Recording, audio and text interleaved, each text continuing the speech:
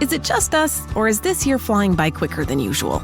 At Care.com, you can find trusted, reliable, and affordable sitters near you with flexibility that fits your family's ever-changing schedule. And because the best decisions are made with care, 100% of caregivers who use Care.com have been background checked with CareCheck, a key first step for families to make strong hiring decisions. This fall, get help with activities, tutoring, drop-offs, pickups, and after school. Sign up now at Care.com. And who else is here? Jose, what's happening, man? R&R, good to see you. And let's see here. Who else is up? The gorgeous Tessa has returned. And come on. Ed Parnell, how you doing? Bob Birkins, good to see you. And I think we are Jean Baptiste, thanks for coming on in.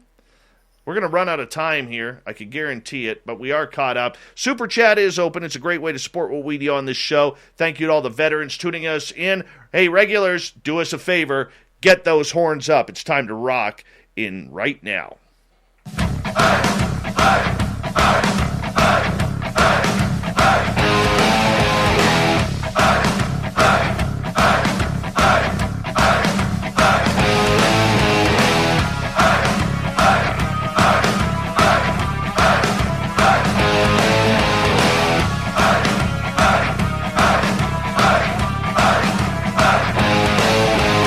From the mountains of central British Columbia to you listening around the world, this, my friends, is Spaced Out Radio.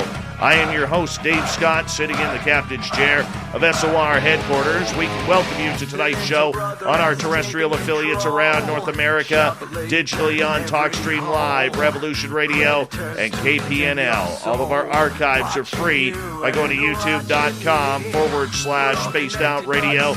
Do me the favor, hit that subscribe button. You can follow us on Twitter at Spaced Out Radio and on Instagram, Spaced Out Radio Show. Our website is spacedoutradio.com. We have a plethora of features for you, including rocking out Bumblefoot and reading up on Captain Shirk's SOR Newswire.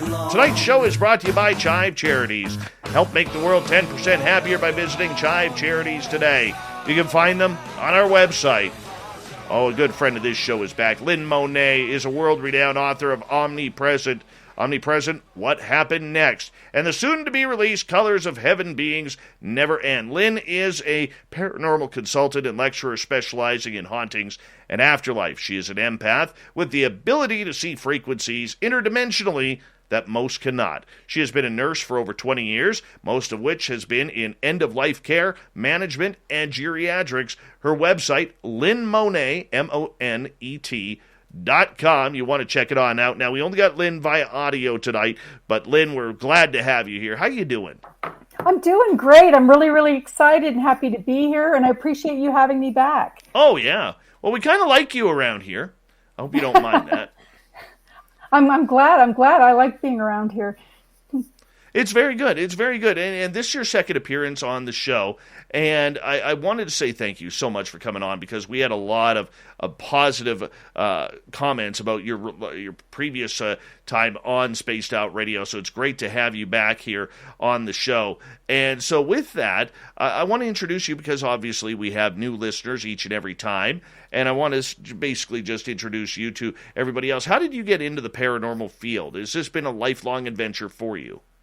Well, actually, as a little girl, I was able to see things. I was born in the 60s, grew up in the 70s. And of course, those types of things you didn't talk about, especially outside of the family. They were kind of, those things were kind of squelched within the family. And so there was a period of time, too, when I was about 10 years old, that my religious beliefs kind of came into play and kind of scared me with the abilities that I had. So I kind of tried to forget about them and pretend that I didn't have them. And then they kind of reopened as I got older. And then I purchased a haunted house, unbeknownst to me 13 years ago, that just blew everything wide open, and is the reason for which I wrote my book and started seeking ways to help people that have issues with hauntings. Has the paranormal always been in your blood? It has. My father was he had some paranormal tendencies that he kind of hid as well. But all of my siblings and I, we've always been able to see things, and even though we would get in trouble for talking about them in the house, we would talk about them amongst each other. So we had our little secrets that way. In the area that we lived in Southeast Florida, and of course we live near a hospital, so we sometimes would see patients in patient gowns walking through our house, or Indians walking through our house, and things like that. So I have a gifted family, and we all have our gifts kind of in different ways. Growing up in a family that has always exhibited those types of behaviors with the paranormal, how different of a life is it growing up like that compared to what the most of us have to live through, which is boringness. No, actually, we were chastised for it more than anything, especially in the family, because back then it was all about the Joneses, what the neighbors thought. They didn't want this type of thing to get out into the neighborhood because you were considered, crazy. They'd send the men with white coats. So it was something that they wanted to, my parents wanted to cover up and bury. And as far as, religious beliefs go, we were Presbyterian. There was a period of time that my mother went into another religion. She was a Jehovah's Witness for a little while. And that was very traumatic, because I was brought in front of the elders at 10 years old and told basically that, that I was seeing demons and that there was something wrong with me, and that I was, going to die in Armageddon, which was a big deal back then. So, it scared me so badly that I didn't talk about it. And even when I would see glimpses of things, I would try to deny it to myself in order to appear normal like everyone else. That's got to be traumatic, though. It was. The whole thing was traumatic. My father actually, hid a lot of his talents by drinking. So, but he was a sensitive as well. And, but there weren't really outlets of places that you could go and discuss those kinds of things. Whereas like now, there are people that have meditation groups. Everybody knows that hauntings happen. Whether they want to believe it or not, and there's a lot more support out there than there was way back then. For sure. So, now you have been a professional nurse for the last 20 years, working in end-of-life capacity here, helping people transition to the other side. I got to tell you, that is one of those jobs that absolutely freaks the living daylights out of me. I don't really know. I am horrified of death. Horrified. And what's that like, working in that type of environment? I actually, I did the geriatrics and end-of-life care for 17 years. I've actually been a nurse for 37, but I just stop at 20 and say 20 plus for 17 years of it. And there's actually a beauty to crossing over. And if people could get past the part of being freaked out with death, and also they're in their grieving process, they're missing out on a very beautiful time that they can actually also communicate with the other side. With the ability that I have, I'm able to see from a nursing medical standpoint the body physically transitioning into death, and also I can see them the souls preparing on the other side of the veil, so to speak, for the reception of the person that's going to be crossing over. And a lot of times, people before when they're getting ready to pass, it sometimes can happen a year in advance. Different things. You'll start to hear your loved one talking about people that have died, and everybody kind of freaks out. Oh, Grandma Josephine's talking about Uncle Richie, and he died 5 years ago, and she's talking to him in her room. Well, Uncle Richie is really there, and just because the people in the room besides her can't see them doesn't mean that he's not. And because people become so freaked out, oh, she's hallucinating, get the drugs for her, and type thing. If they would stop and take that opportunity, they have to stay very, very neutral, because if they are afraid, or if they're going through sadness, any of those beautiful beings from the other side that come forward can exacerbate the situation. So you have to stay very, very neutral. So if you're scared, leave the room if somebody else wants to talk to them. But while Grandma Josephine's talking to your uncle or whoever it is, a lot of times you can say, hey, we're to ask Uncle Roger where he left his hat. And she can answer that question for you. She can ask him. A lot of times too, you can, if you stay in that neutral state, and you can say, well, say hello to so-and-so. And they'll say, oh, well, he said hello back, and that you have a nice blue shirt on. The thing about these so-called hallucinations, which they're not, is that these people that are getting ready to cross over are talking about people that they've actually known in this lifetime. And a lot of times the people in the room may have also known some of those people when they were alive in this lifetime. It's not like they're talking about pink elephants climbing on the wall or things like that. And I think a lot of people are in the room, the guests here tonight, or some of them can definitely relate to this. If they've had a loved one pass away and they've been in the room with them and they're talking to people, or they're reaching up into the sky like they're being handed something and they're reaching out, that they can relate to that. And it's mistaken often with the medical world as hallucinating. I've had many situations, and that's actually being written in the book coming out in December, as well as pieces of it that are being written in this new book that's a sequel to Omnipresent, that is Omnipresent What Happened Next. Because when a person passes, they have the choice to either choose to cross over or not. So I kind of divided the books because one is a little bit more dark, and one is this beautiful heavenly story talking about people crossing over and different things, and even what heaven looks like for that matter. I had just with the hallucination thing, I had a sweet lady, I'm going to call her Abigail. She had come with her husband to the facility that I was working in, and had 3 levels of care, and she kind of transitioned into the 3rd level of care, which was the skilled unit where I was working. And she used to talk about her parents, which of course had passed away eons ago, and she would talk about this woman and this little girl that would come and visit her in her room. And so the doctors would load her up with Seroquel, they'd give her Buspar, all of these medications for hallucination, but she continued to talk about them. And this one particular day, I was going down the hallway to start my treatments at the end of the hall, and I passed by her room. And as I was passing her room out of my peripheral vision, I saw this woman and this little girl standing in her room.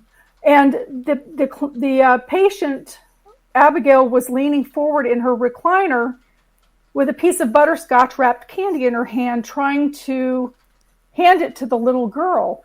And I thought to myself, well, wait a minute, I've been at the nurse's station. I've been doing my documentation for about an hour. I don't remember those people signing in. And of course, you have to have everyone sign in for a head count so that if there's an emergency, they know how many souls are in the facility that they need to get out and, get to safety.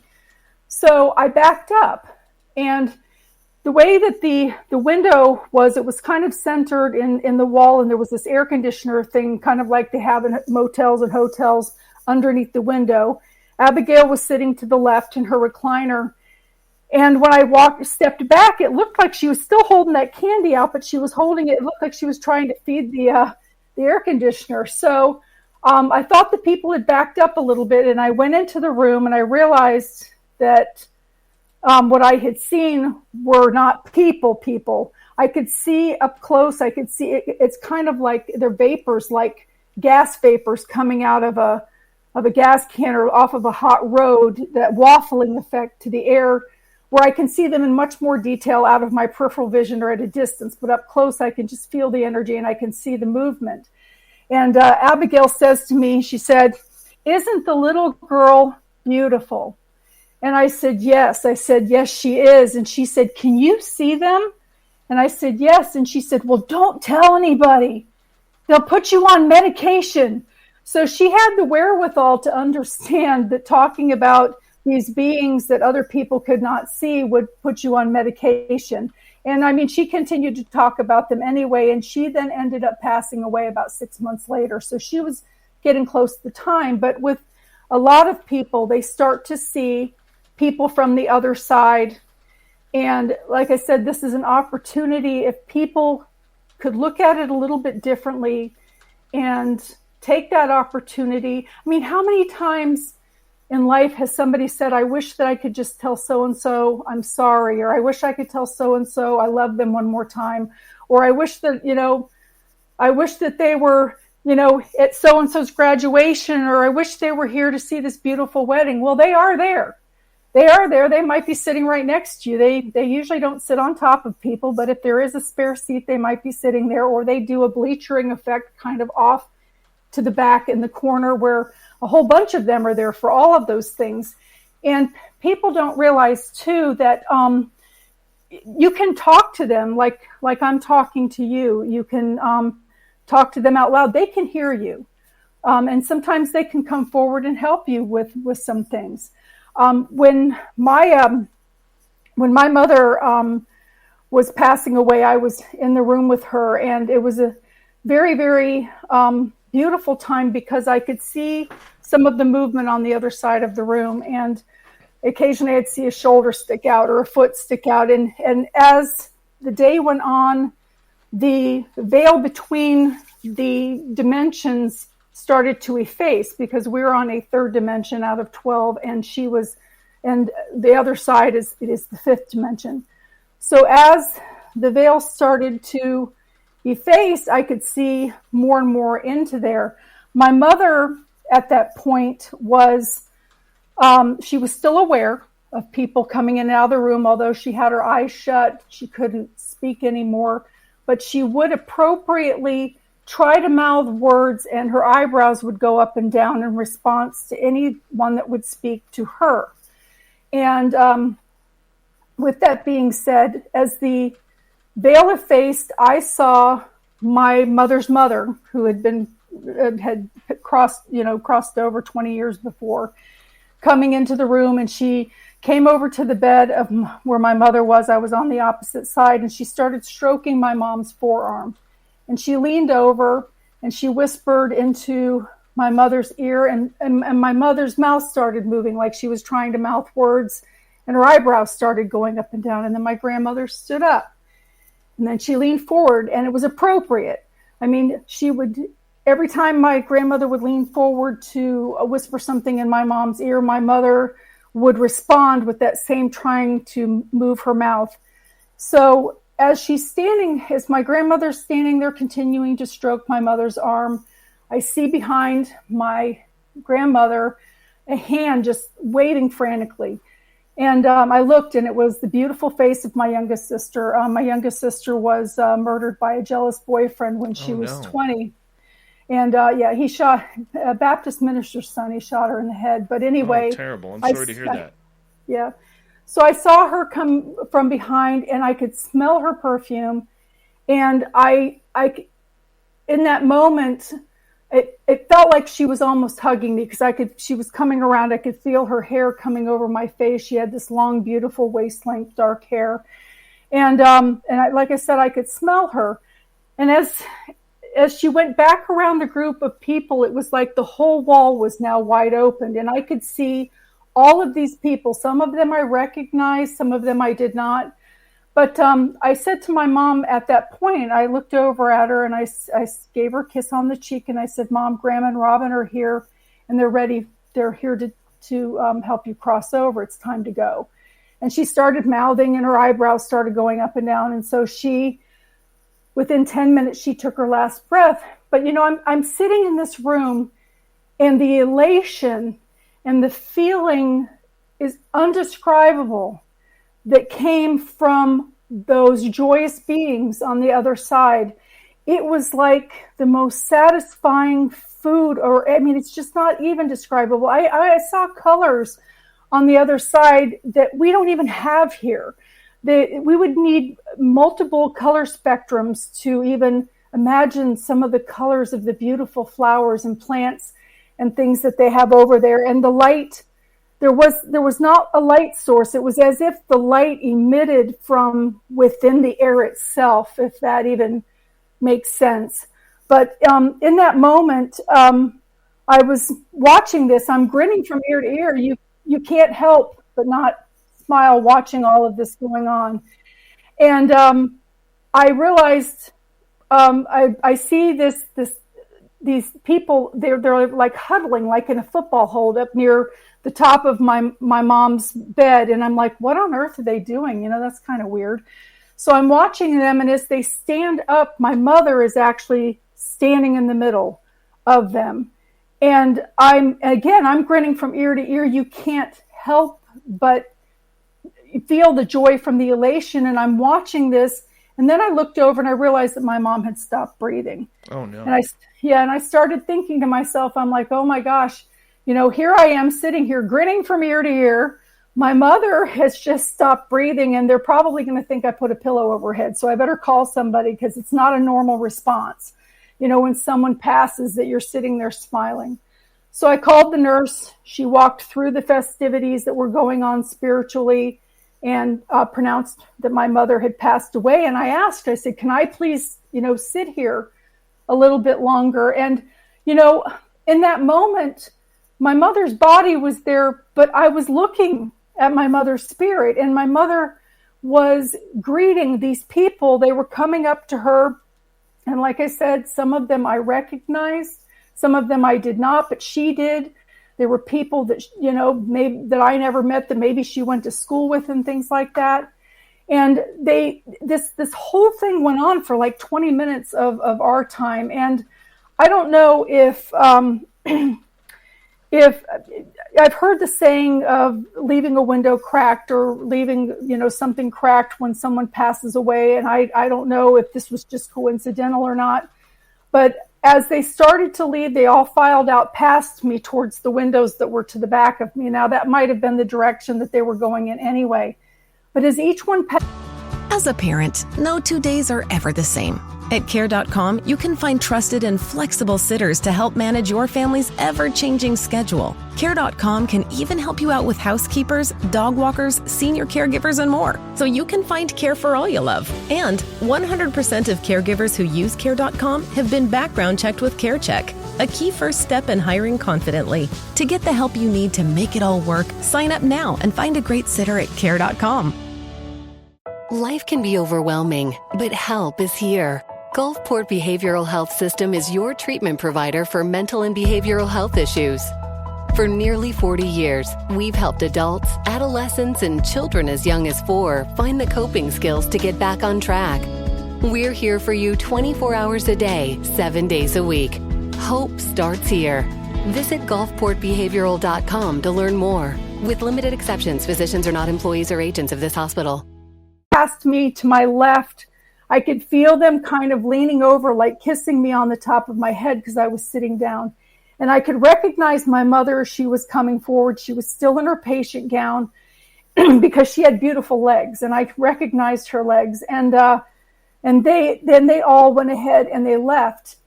And I was so thankful for that gift, because my grieving completely shifted at that point, because I knew where my mother was. I knew who she was with. She was overjoyed and happy and just radiant and beautiful. And, to this day, it's like my mother's not even gone. I mean, I speak up and I say, hey, Mom, don't you ever miss the taste of potato salad and those brownies that you used to make? And she comes right through and she says, well, here we don't eat things. However, if we think about them, the sensation comes to us as if we are eating it. The sensation of the flavor, the sensation of that sort of thing. And I thought that was very, very interesting.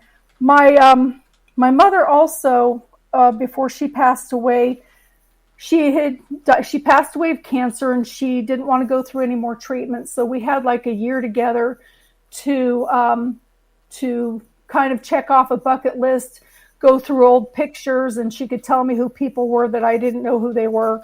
in the pictures so that I could, of course, pass them on in the generations. And she wrote out recipes and stuff like that and got exactly what the measurement of the pinch was, or the dash of this. And and that's important measurement to get, because yes. I know, for instance, my grandmother makes the greatest pancakes, and I don't know what the pinch and dash is.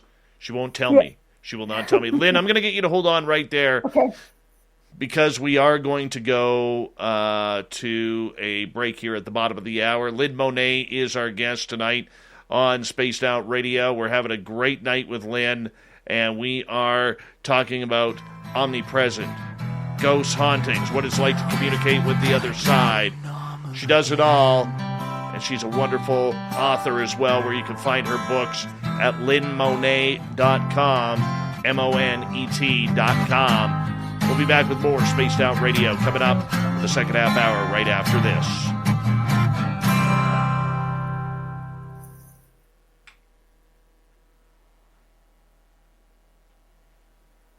All right, we're clear. Hey, Oracles, how you doing?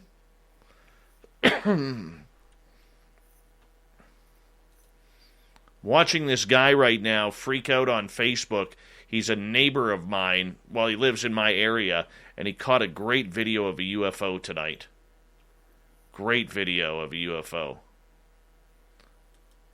Wow. Yeah.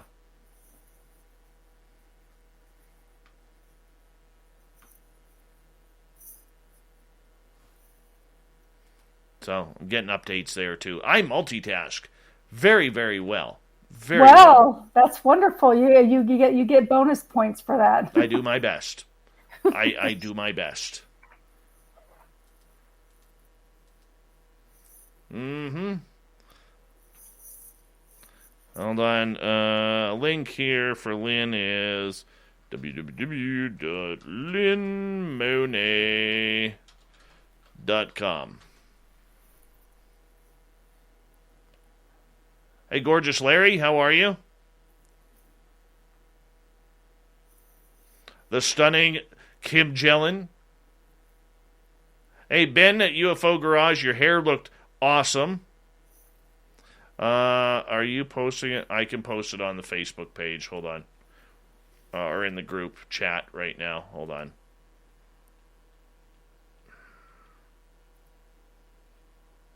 Seriously, where is it here? Why does this do...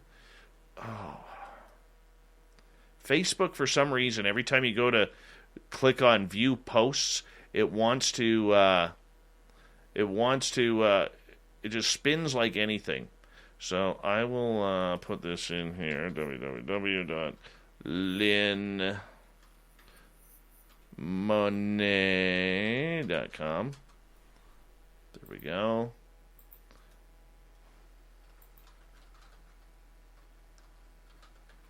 All right, go there.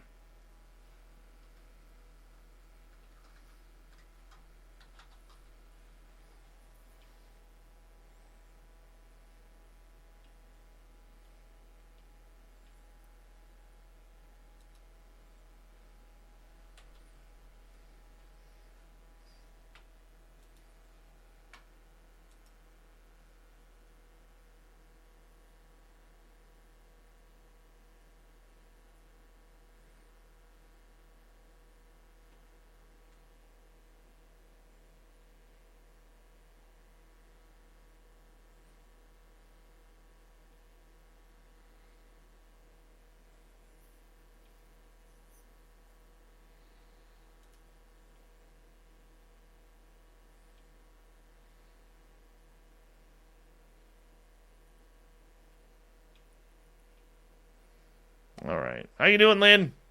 I'm doing great. Good stuff. Oh, no. Why, Shiny Ray, that's not even nice. Mr. Jones is sending the Big Yellow Taxi 2 songs that I absolutely hate. And now I got them both playing in my head right now. Oh, you are such trouble. Such trouble. Owner, what's happening, man? Larry, I put the link in our Facebook group under the post for the show tonight.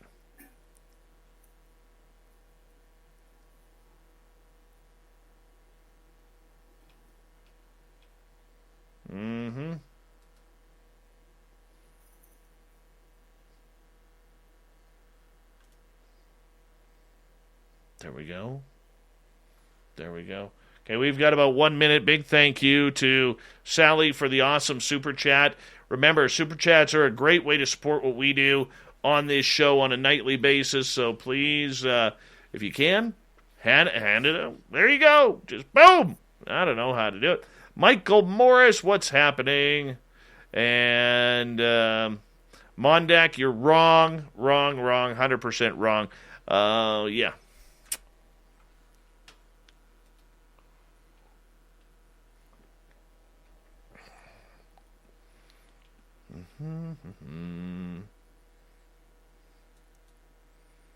Yes, Big Willie got his Dave Scott, You've Got Aliens panties. I can't wait for you to rock those on the show, man. Cannot wait for you to rock those on the show. That is awesome. I am so pumped up about this. Are they thongs? No, it's not a thong, but they're actually very, very cute. Very cute. Willie's pretty proud to be, he's going to be marching around in them. And they got little laces around the leg line and the waist. It's very cute. Hold on, everyone. We're going to get going here. You can get them at UFO Garage Store.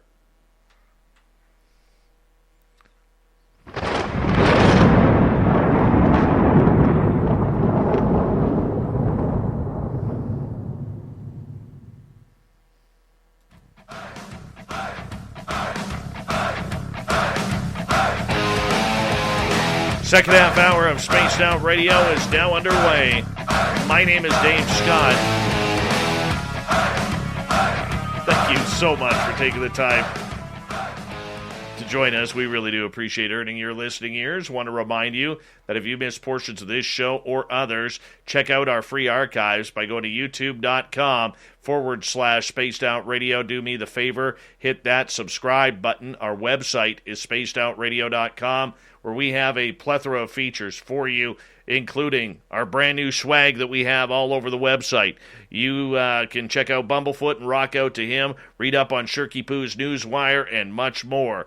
You follow us on Twitter at Spaced Out Radio and on Instagram, Spaced Out Radio Show. We continue on tonight with Lynn Monet. We are talking Omnipresence. What's it like to die? Oh, just gives me chills thinking about this, Lynn Monet. But you can find all of our books by going to lynnmonet.com. That's LYNNMONET.com. Lynn, welcome back. Yeah, thank you so much. I wanted to answer a question. Dr. Z. Smith had asked a question about the afterlife world. Yes, it is very similar. It's not like cities as we know it. Everything is a little bit more spread out. The buildings are made of a component that is somewhat opalescent. And it's opaque, so there is a little bit of see-through, a little bit of area to see through. The thing that's interesting too is a lot of times things that we're attracted to in this lifetime, we have already experienced and had on the other side.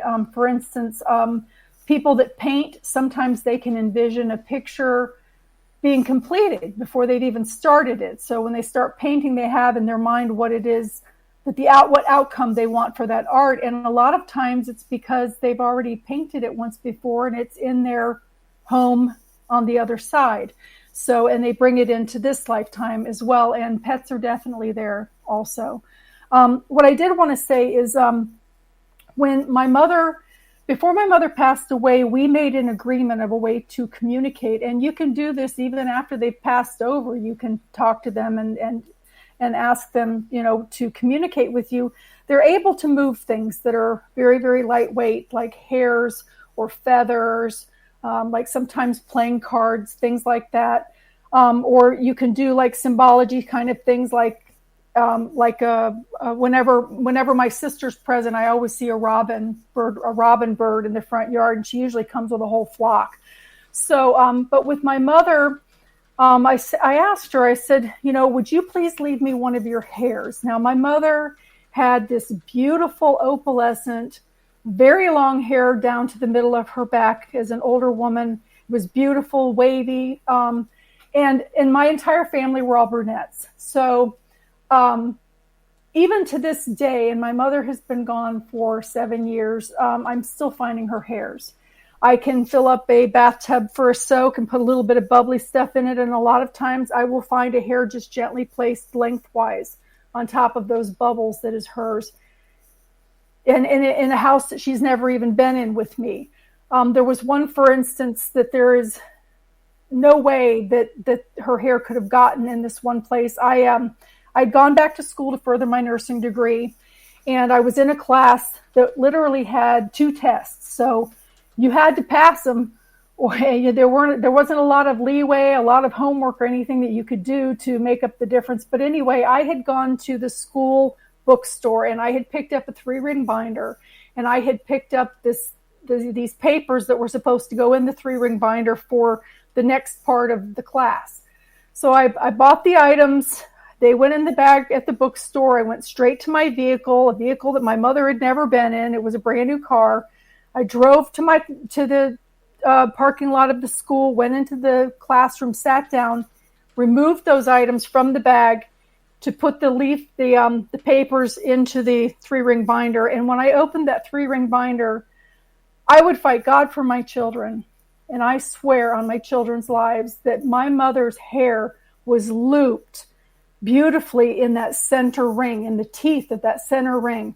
It was all looped in there. Now, there is no way, absolutely no way, that hair could have gotten there itself. And it was a very stressful day for me. And we had the agreement that she would leave these hairs for me to find during times that I was very, very stressed out, and that she, so that I would know that she was there. And just also to go back to Dr. Z. Smith, the other part of your question, a lot of the stuff that they do is following all of us around to make sure that we don't make the same mistakes they did. It's that little voice in your head. So that's some of the things that they do. They do artwork, they do music. There are a lot of beautiful things that they do. And they also kind of do life review and have to there's classrooms up there. So, and that's all in the book, The Colors of Heaven, Beginnings Never End. It'll be coming out in December. It'll start pre-sale November 1st. It comes out, its release is December 15th. The book that I have that was released, pre-sale September 1st, that is being released October 15th, is a little bit more of the side of when a person chooses not to cross over versus crossover. There's this beautiful reception for people that do cross over. They know that you're planning to cross over, but most of the time when there are souls that do not cross over, they also know that they're planning not to cross over, so that reception doesn't all come into play. It's a little bit different. So with that being said, there are a lot of times that people choose not to cross over at the time of death. It can be because maybe they have a loved one that they've been watching over, and perhaps they pass before that person does unexpectedly, so they're still kind of hovering over them to watch over them. Could be a child, a pet, somebody else in their life that needs additional care. And the problem is with that is that those souls, when eventually the person that they were taking care of crosses over, the soul is still stuck here. And the longer that they're earthbound, they kind of lose their way. And there are a lot of dynamics and things that go in with that, where it's not really a good place for a soul to be stuck in between. I call it the 4th dimension, because it's in between the veils of the 3rd and the 5th dimension. A lot of times people will choose not to cross over because of their religious beliefs.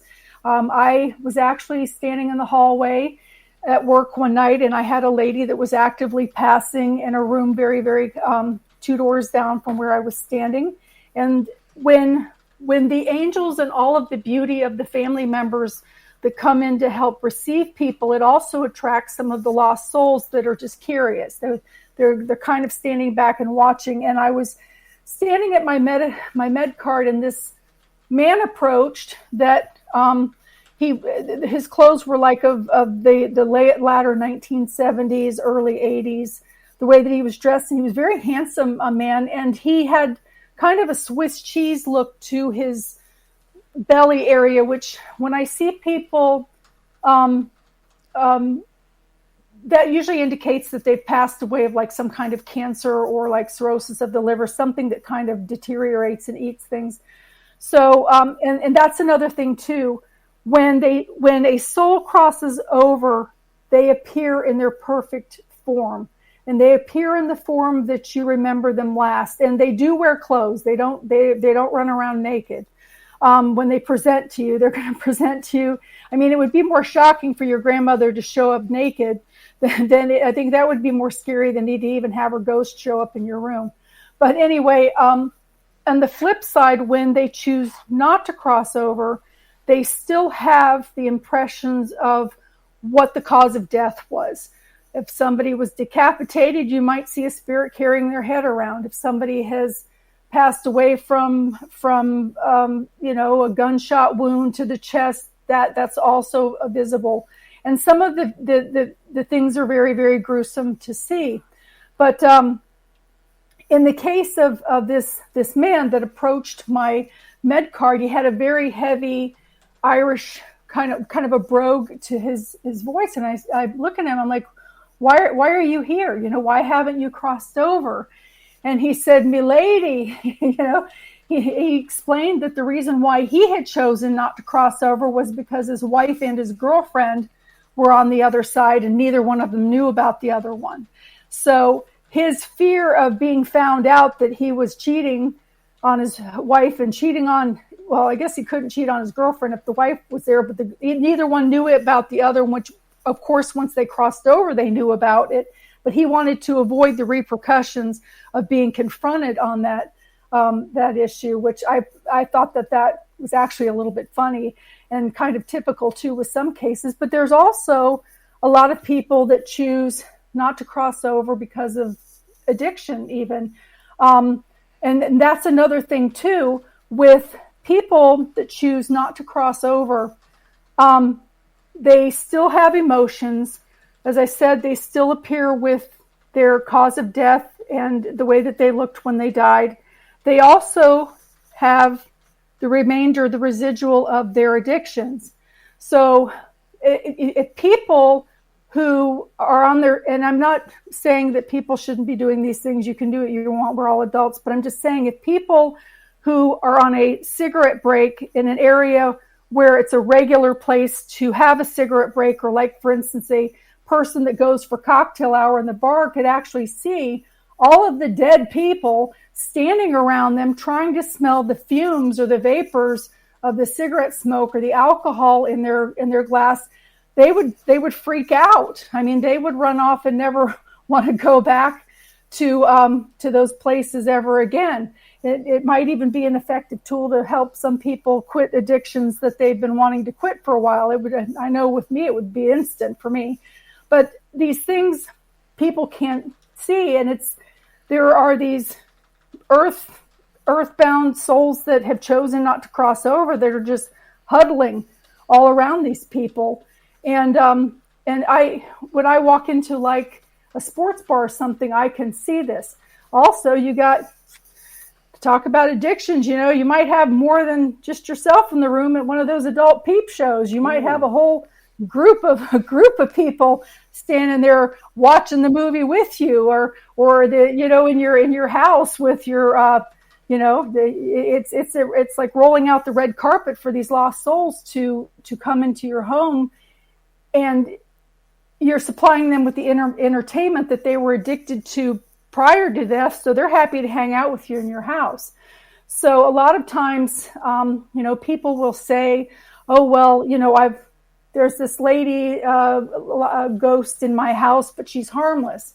And really, that's not really, she is harmless. And it is in the sense because even though they're not doing anything to you, they're not pulling your covers off of your bed, they're not shaking your bed in the middle of the night, they still have a negative draw about them that can disturb your sleep, that can, and it just, the vibration can create depression. The lack of sleep can.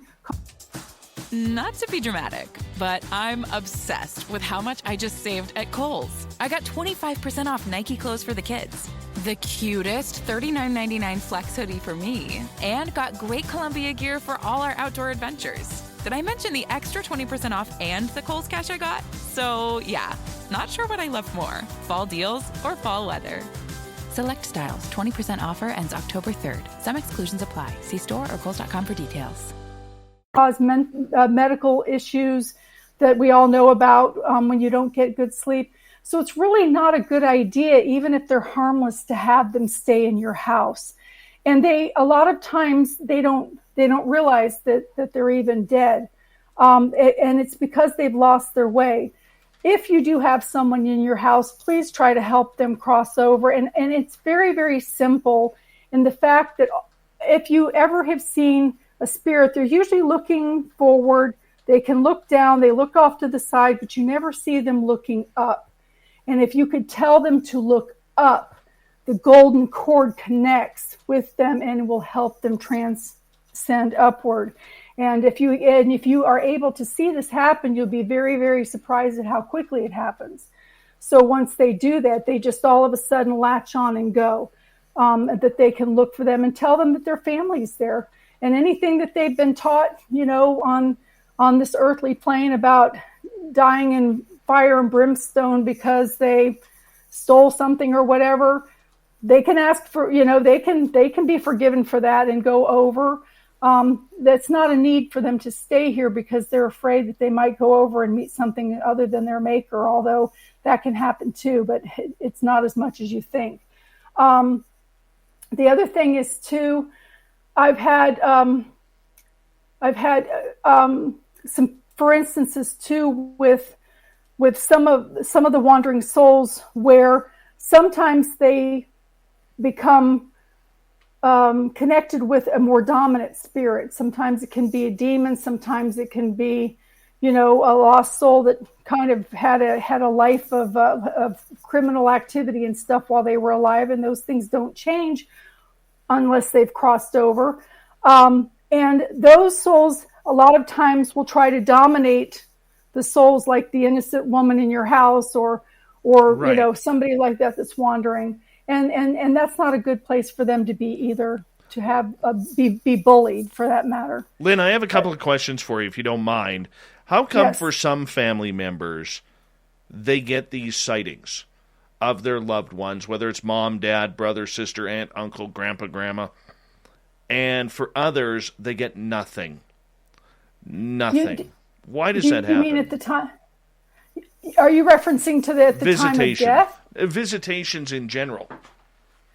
You know what? I think that it's because some people are more open to it, and again, it's on an emotional level in the sense that some people can be approached and be okay with being approached, but a lot of times people, they flip out. They're like, oh my God, like if they sit down and they ask to have a feather move and they come back and the feather's moved. Oh my God, it moved.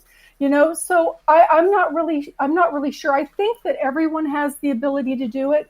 I think that the way that we are raised and whether we're supported with that or whether we're told, no, it's not, or it's nothing there, has a lot to do with it as well. And even our own personal view of things creates it. Because really, how many times and I'm sure a lot of people, again, that are here listening to this, have you seen a glimpse of something in your peripheral vision? The peripheral vision glimpses are very basic, the very, very first part of interdimensional viewing, and they are very basic, where you might see something in your peripheral vision like as solid as if someone is standing right next to you, but then when you turn, there's nothing there, and you're like, oh, I thought I saw somebody standing there.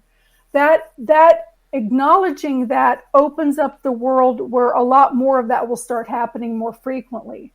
But it's where your mind is at, that whether you're ready to see those gruesome people standing around your friend on their cigarette break, you may not be able to handle. You might wet your pants and have to run in the other direction. And having their presence, being there, those types of souls, they're kind of draining. Whereas on the other side, where the beautiful angels and those that have crossed over come in, because their energy is so intense. If you're having sadness, it's going to bottom you out. If you're angry, it's going to exacerbate and explode. So they kind of wait until you get into more of a common ground, and they're more apt to approach people in their sleep that are outwardly visual or having the ability to hear, but they will communicate with you in your sleep. And sometimes before you go to bed at night, you can ask, come and see me. And they will. And sometimes you'll be allowed to remember it, and sometimes you won't. But once you start to acknowledge what you're seeing in your peripheral vision, it's going to start happening more often. That's interesting. That's interesting, because I know there's a lot of people who would love to see their loved ones once again, even on the other side, even for a brief fleeting second, just to know that they have that, and they don't get that opportunity. And I feel bad for that. Like, I lost my 29-year-old nephew back in 2018, and I still can't believe it's 3 years ago already, and I'm still quite heartbroken over that. And I remember dimes. I never believed in that whole, people finding pennies or nickels or dimes or quarters. Never believed in that, even after doing this show and hearing dozens of experiences like that. And all of a sudden, dimes started appearing. I'm a guy where, Lynn, if you knew me, I hate carrying change in my pocket. Hate it. I hate the sound of change. I hate the feeling of change in my pockets. And one day I cleaned out my pockets. I knew I had nothing in there. Took my wallet out, took my keys out, everything out. I take my pants off. I go to hang them back up. All of a sudden I hear this cling on the floor. Look down, and there's a dime that had fallen out of my pocket.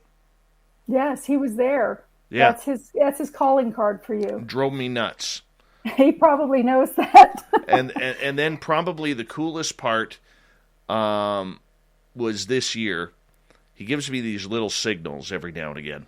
Mm-hmm. But the coolest part this year was it was the anniversary of his death, and I was getting up for work, and I had a good cry in the shower, because look, I'm human. I will get emotional every now and again. All right, but here I am, and I am walking to my car, feeling a little gloomy, and right on my pathway to my area where my cars are parked on my driveway, there is a beautiful white feather right at the end of the walkway. Mm-hmm. I've never seen a white feather around here. Mm-hmm. Never did. Yes, they do. They do. They leave things. And I bet you're going to even, now that you've acknowledged it outwardly and he can hear you talking about it, you're probably going to find a lot more white feathers and dimes. I guarantee it. They like the acknowledgement, and they can hear you, although when they're on the other side, and even after whether they've crossed over or not, they kind of communicate through mind to mind. I'm tongue-tied at the moment, so I'm not going to try to say telepathy. There we go. Whereas the souls that have not crossed over, they're still more orally based, even though you can kind of hear their thoughts, but they're trying to move their mouth with those sorts of things.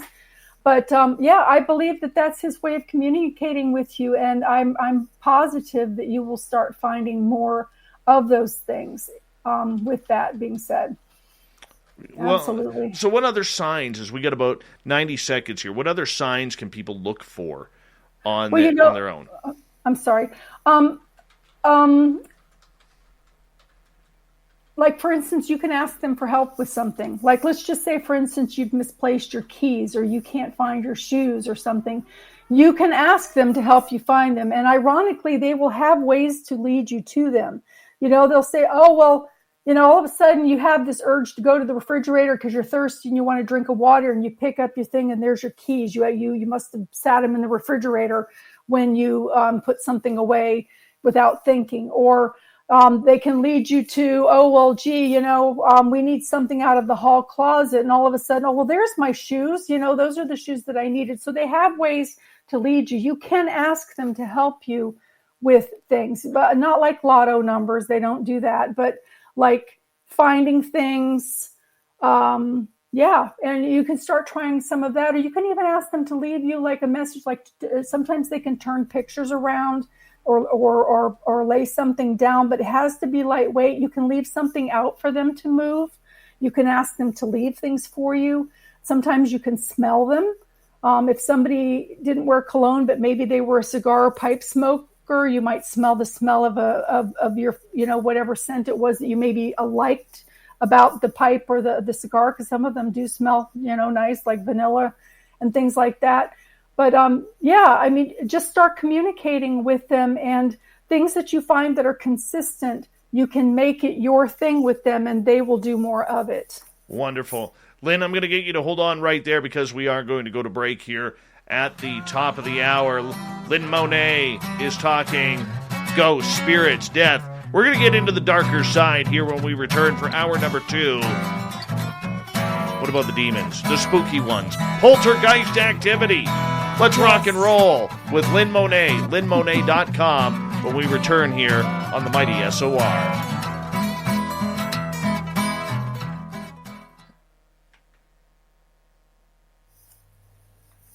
All right, Lynn, I'll be right back, okay? Okay, great. I'm going to get a drink of water. Sure.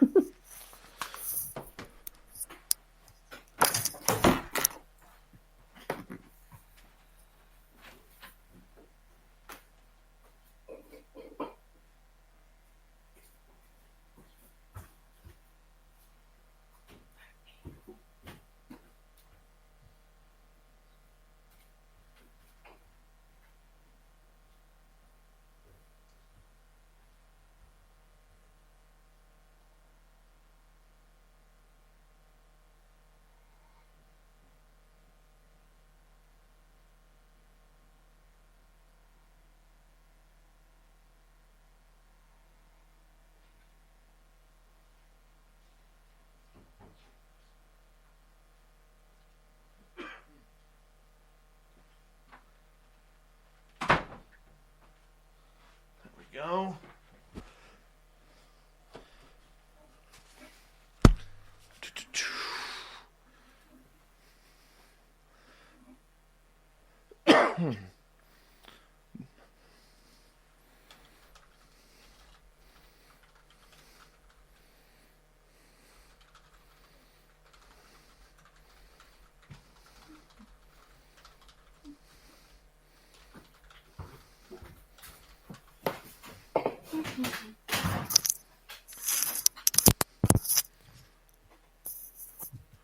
We got you, Lynn Monet.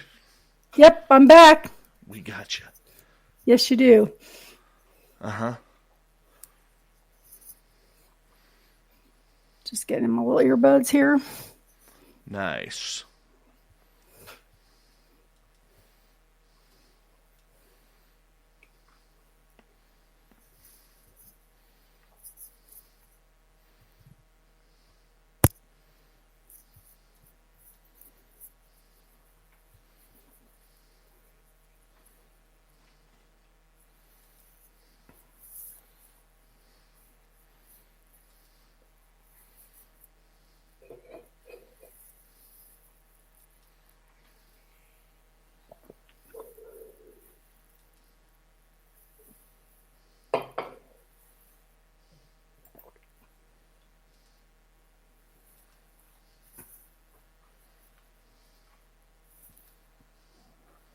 All right, we got just a little bit of time here. Okay.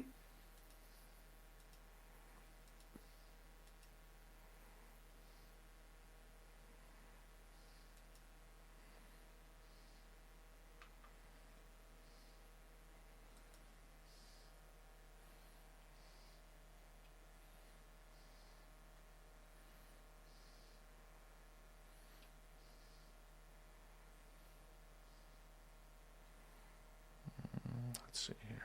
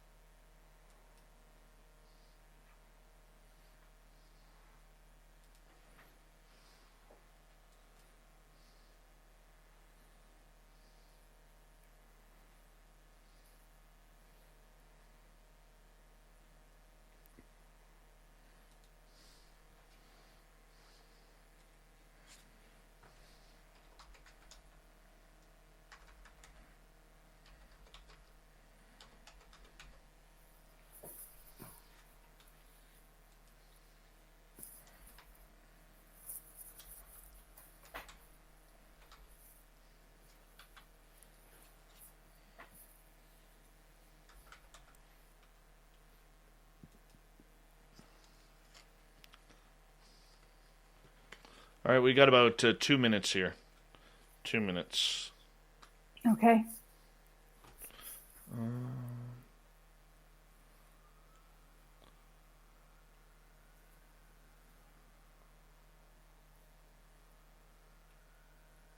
Trying to figure...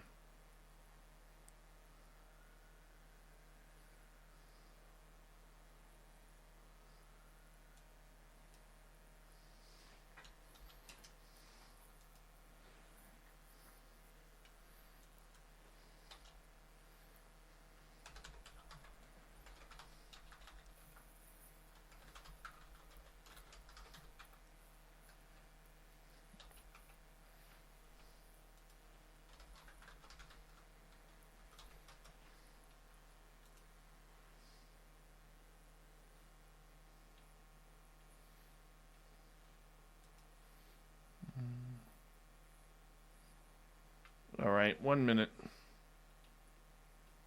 This is so much fun.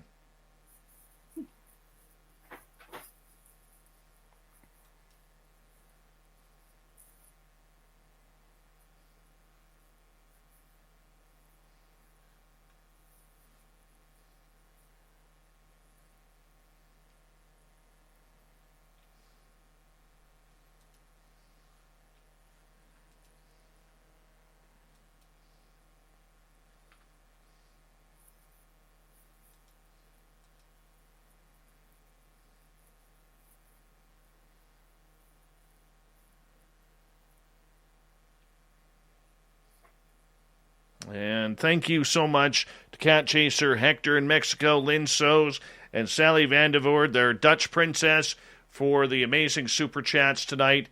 Really do appreciate everything that you guys do. Thank you to all the veterans who are in there in the chat room, hanging on out with us. We appreciate you. And here we go with hour number 2.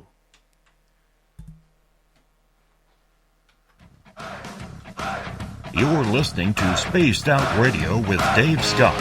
Follow Dave on Twitter at Spaced Out Radio and on Facebook, Spaced Out Radio Show. Hour number 2 of Spaced Out Radio is now underway. My name is Dave Scott. Thank you so much for taking the time to join us. We really do appreciate earning your listening ears wherever you are on this beautiful planet we call Earth. Thank you to everyone listening in on our terrestrial affiliates around North America, digitally on TalkStream Live, Revolution Radio, and KPNL. All of our archives are free by going to youtube.com/Spaced Out Radio. Do me the favor, hit that subscribe button. The Desert Clam has set the password for tonight in the SOR Space Travelers Club. Gelation. Gelation is your password.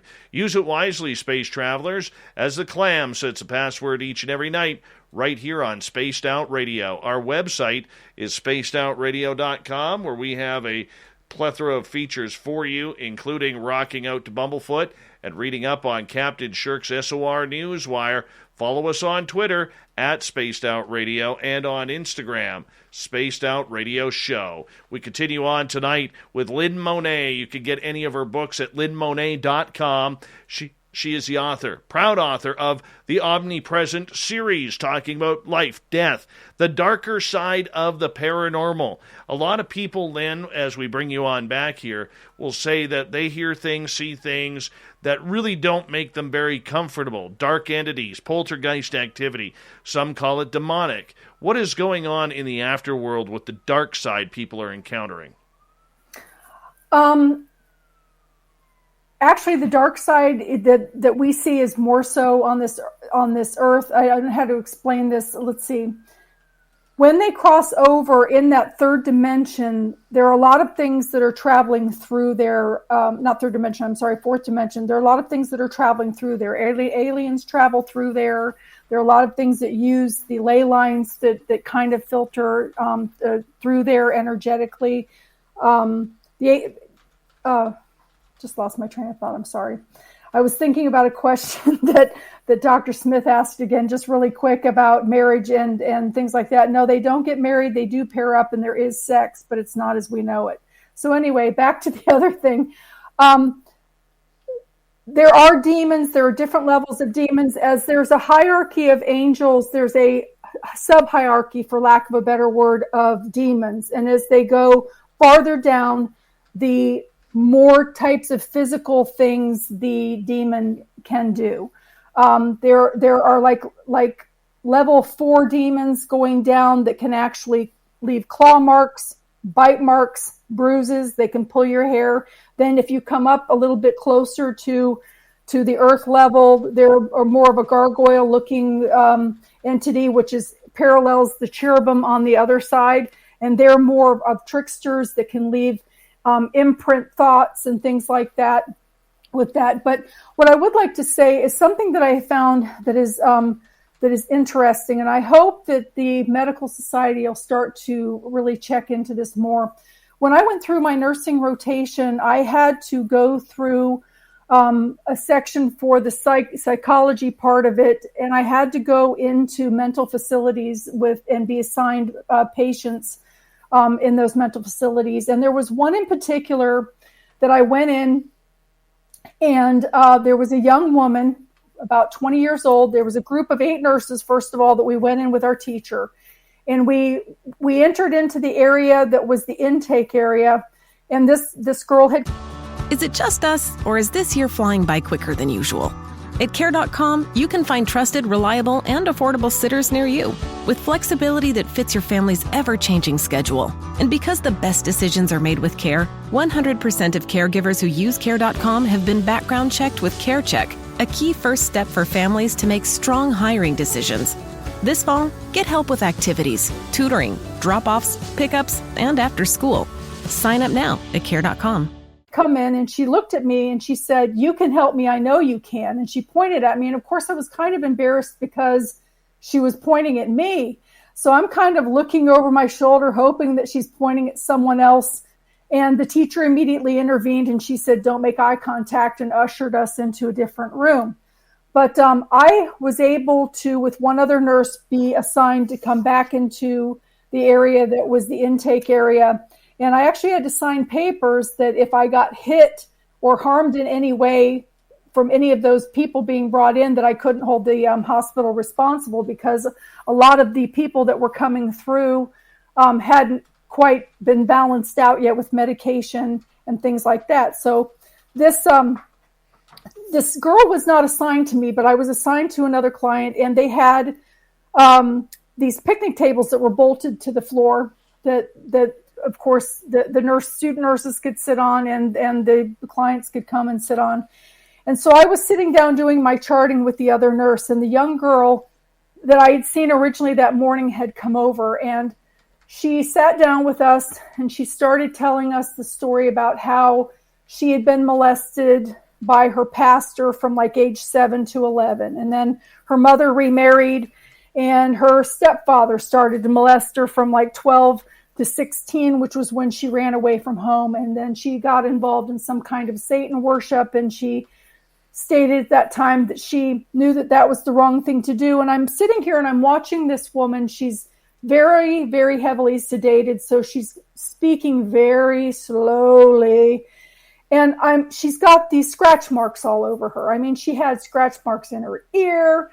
They were like half out of her nose. They were on her back and in areas that really were not physically possible for her to reach. And in my first book, Omnipresent, there was I had a friend of mine that was standing next to me in the kitchen of that house that was clawed to the point of bleeding on her back and stomach. And these claw marks that were on this young woman were identical to that type of claw mark. It's like a single claw mark. It looks like a cat scratch. And but she had them everywhere, and I'm like, man, you know, these look just like the ones that my friend had on her in my kitchen of that house. And she started talking about how she heard all of these voices, that she heard like 25 different voices. One of them, she said, was a demon that had a long nail that would scratch her inside of her vagina. I mean, she had scratches everywhere. And she had on like a tank top with little thin spaghetti straps, so I could actually see where there were like areas between her shoulder blades where there was like the claw mark.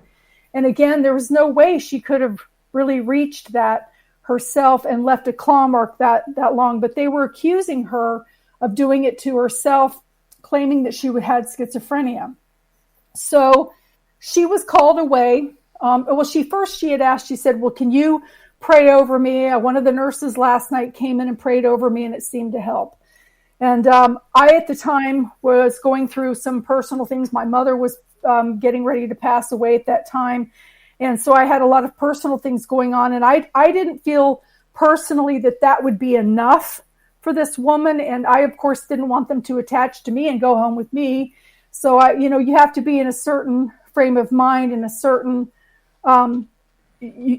you have to be clear in your mind in order to remove something like that. But anyway, she was then called away for her time with her psychiatrist. And as she got up and started walking away from the picnic table, as she got away from me, I could see it looked like she had clustered grapes or like misshapen potatoes in a clear see-through bag, one over each shoulder.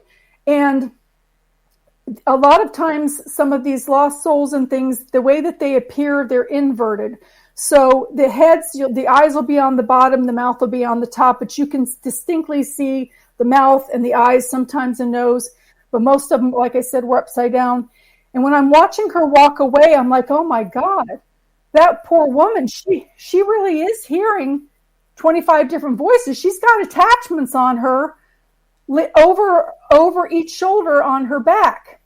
So she went to her appointment with the psychiatrist, and she came back, and I went to her room. I knocked on the door, and she said I could come in. And I said to her, I said, listen, when you leave here, you need to go and find somebody that can remove attachments. You've got demonic attachments on your back. And at that time, I had an overwhelming feeling just to reach for it was like a vine finger thing that they were attached and kind of sunk in with her shoulder that I could see kind of etherically. And so I grabbed him and just kind of pinched him at the top and pulled them away. And they weren't embedded into her back. They were kind of clinging to each other. And I was surprised that they came off so easily. But of course, they started falling off and kind of rolling off on the floor. I was trying to stomp some of them into the ground. And I noticed, too, that she had some near her bed where she had been sleeping, and I had concerns that they would reattach. So I told her, I said, listen, I've taken some of them off of you. I did not get them all, but when you get out of here, you need to go and find someone that can help you get the rest of those attachments off, because I think what you're hearing is them talking to you. So about a year passes. I'm in Walmart, see these two girls. They're at the end of the aisle, and they keep looking at me, and then they're whispering and talking, and then they're looking at me. I'm thinking, oh, maybe they've read one of my books, or maybe my bra strap, or maybe I got toilet paper on my shoe, So I look down, and all of a sudden I hear her say to the other girl, she says, I know it's her. I'm going to go say something.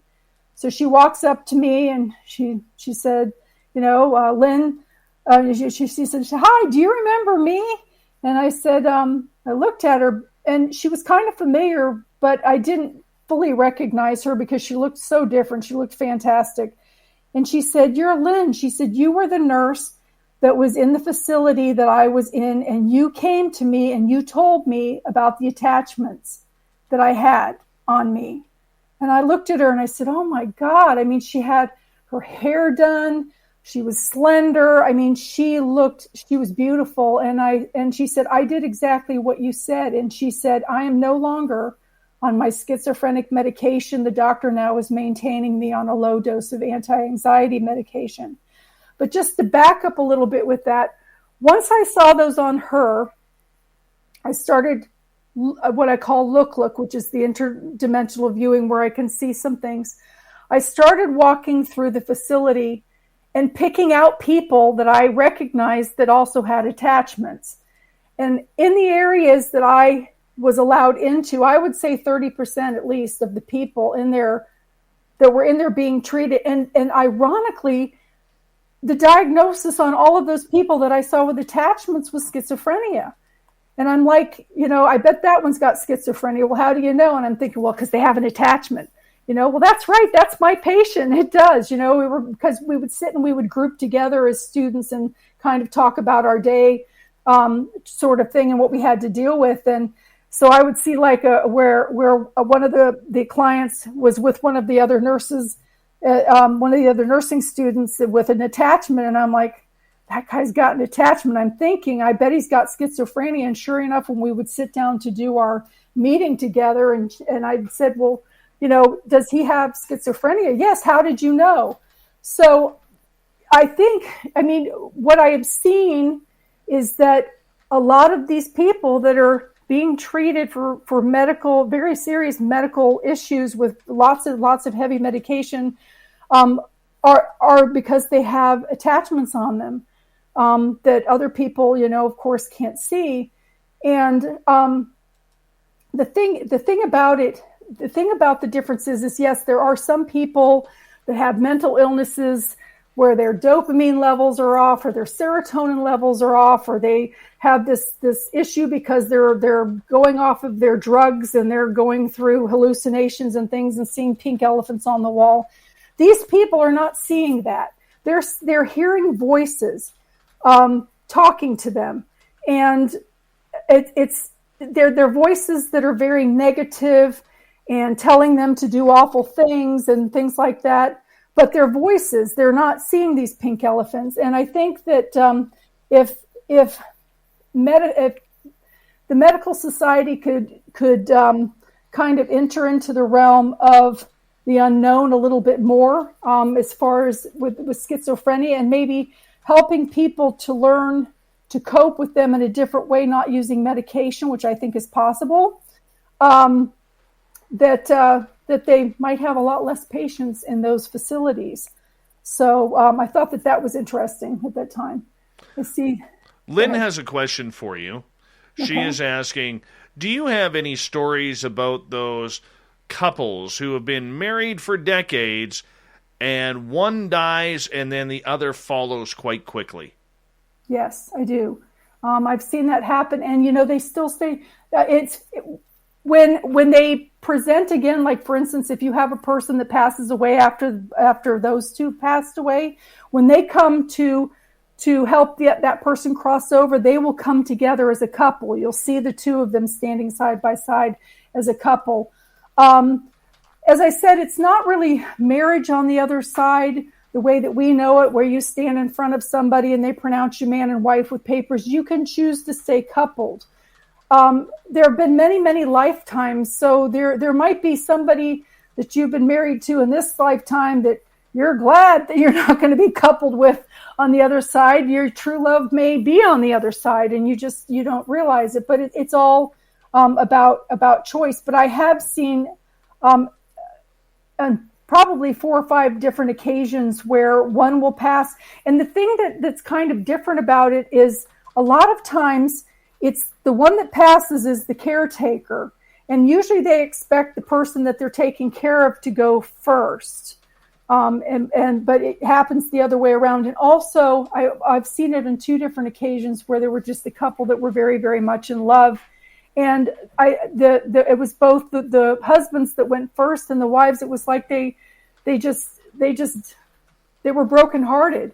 They just couldn't get over being without that person. And they ended up, one followed 10 days later. Another one was about 6 months later to cross over. And I remember distinctly the one that was 6 months later, and she was talking to him in the room before she crossed within about 3 days.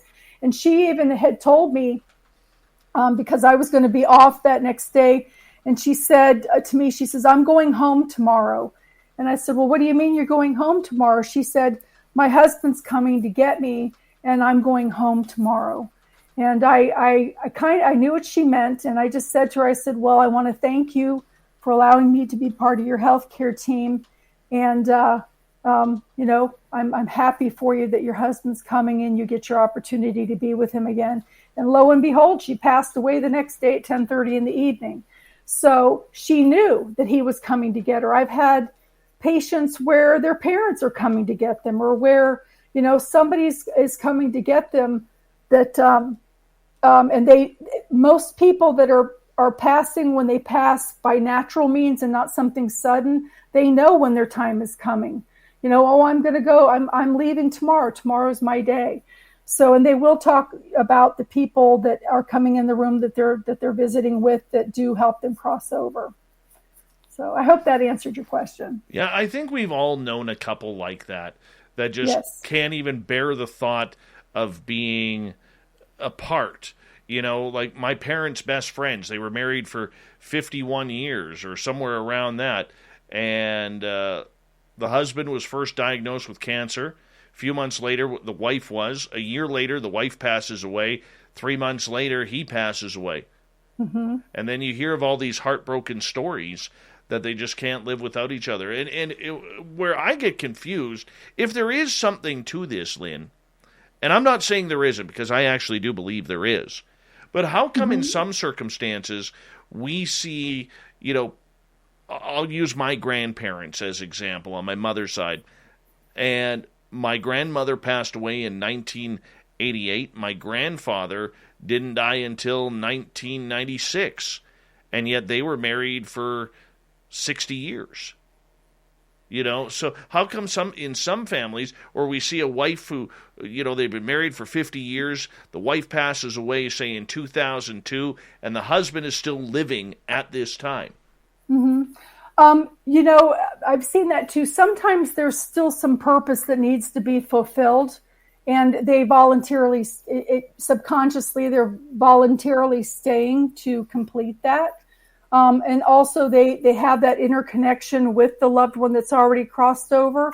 And not only that, there's sometimes is a dynamic on the other side where they may be connected here together in this lifetime, but they may not be as connected on the other side, so to speak. Sometimes they are, sometimes they're not, depending.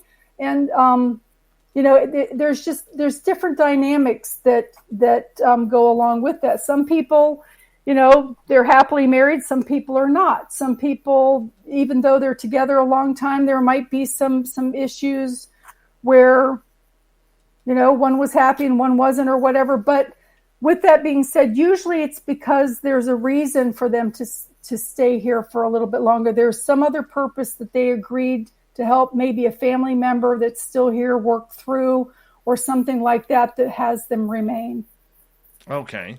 Well, that would make sense, and I would totally understand with that. And, the one thing I think we also see, too, with a lot of people in death is that, Steve Jobs, for instance, when he passed away, his last words were very strange. Oh, wow. Wow. Oh, wow. Yeah. What would somebody be seeing at that point? Oh, my gosh.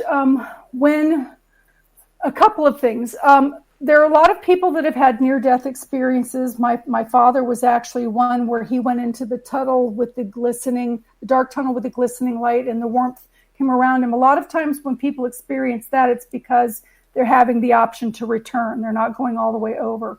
But when they do go all the way over, when that veil opened to look in, it's not just what you're seeing. It's the love and the feeling that's coming at you and encompassing you and nurturing you. And then it seems like the explosion of everything is 1,000 times more beautiful. Like I made mention, some of the flowers, they're so unusual, and they're such unique colors of things that we don't even have here. And the light emits from within itself. The grass is perfect. They do have grassy areas. They have fields. They have mountains. They have waterfalls. The buildings are very, very unique. The roof, the way that they are when you're coming up over them, you can actually see into the buildings themselves as if there's no roof. It's almost like it's see-through. But yet all of the buildings are like almost like an alabaster with the seams on. They're not seamed. They're like one whole piece, if that makes sense. But they have a luminescence about them. And you can see when someone is inside, you can see that there's movement, but they still have the privacy of not being seen through a window unless they want to be.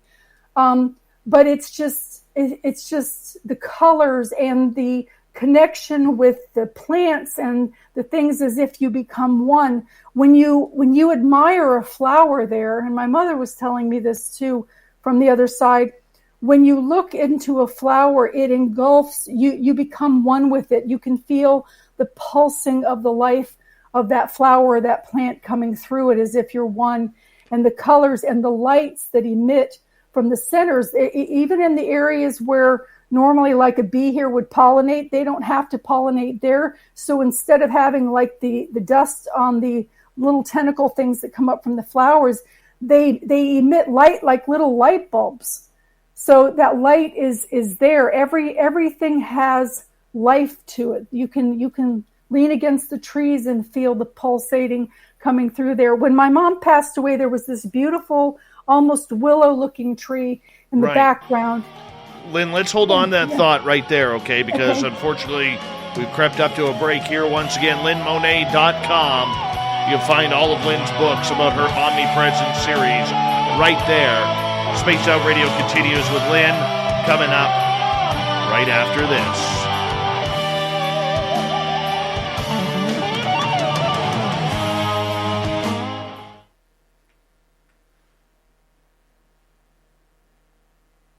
All right, Lynn, we're clear. Okay. Am I allowed to talk now? Or are we? Oh, yeah, you were all good. Okay, good.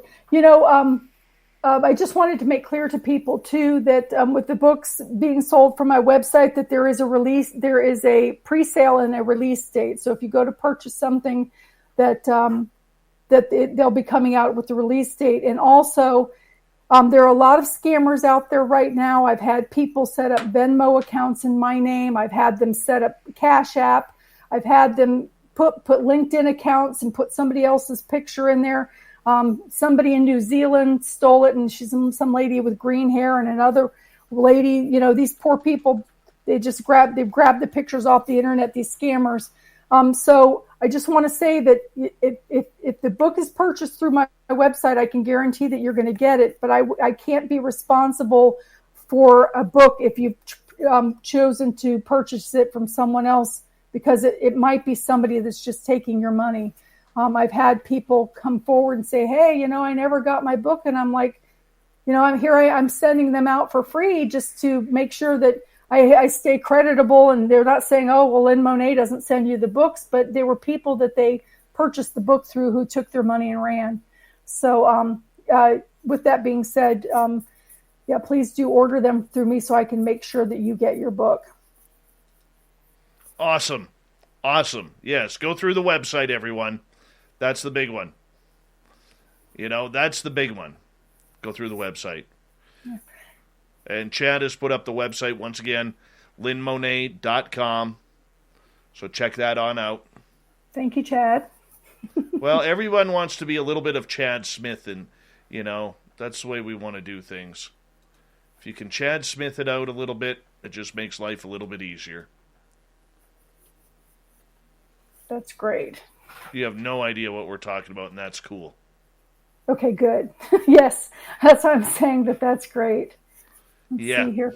And I wanted to, so that people aren't disappointed, the Colors of Heaven. Is it just us, or is this year flying by quicker than usual?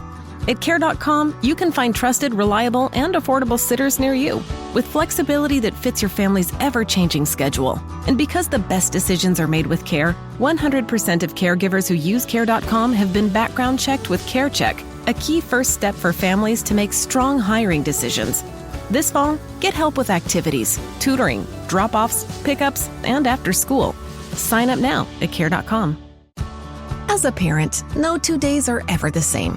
At Care.com, you can find trusted and flexible sitters to help manage your family's ever-changing schedule. Care.com can even help you out with housekeepers, dog walkers, senior caregivers, and more, so you can find care for all you love. And 100% of caregivers who use Care.com have been background checked with CareCheck, a key first step in hiring confidently. To get the help you need to make it all work, sign up now and find a great sitter at Care.com.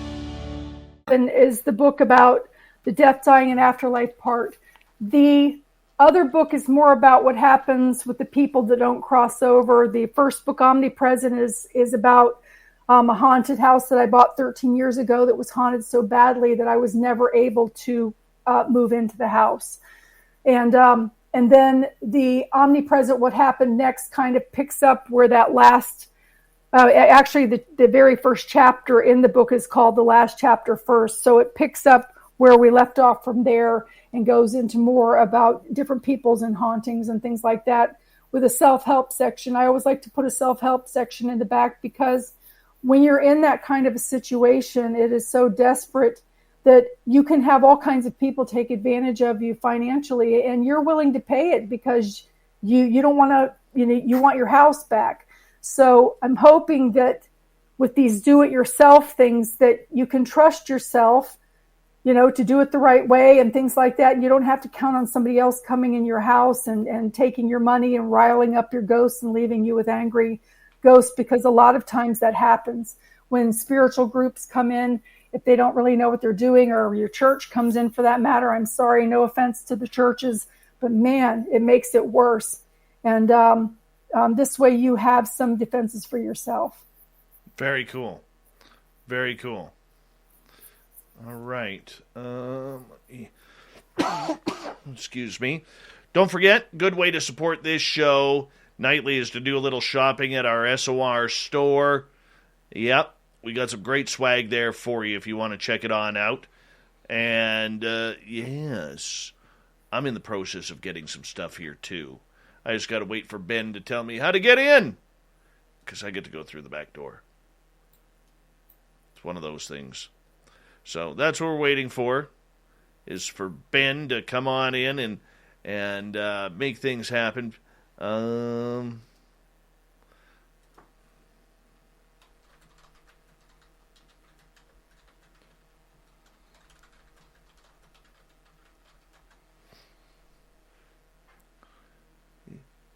We've got about 45 seconds here, Lynn.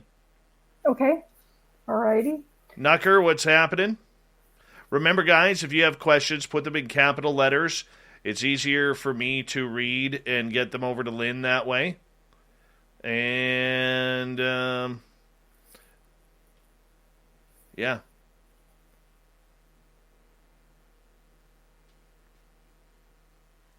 Yes, I am wearing camouflage. You can't see my body today. It's just a floating head. That is right. Thank you to Wreakin' Havoc, Cat Chaser, Hector in Mexico, Lynn Soes, and Sally Vandervoort, the Dutch Princess, for the amazing super chats tonight. Really helps out what we do on a nightly basis here on the Mighty SOR. Thank you to all the vets. Here we go.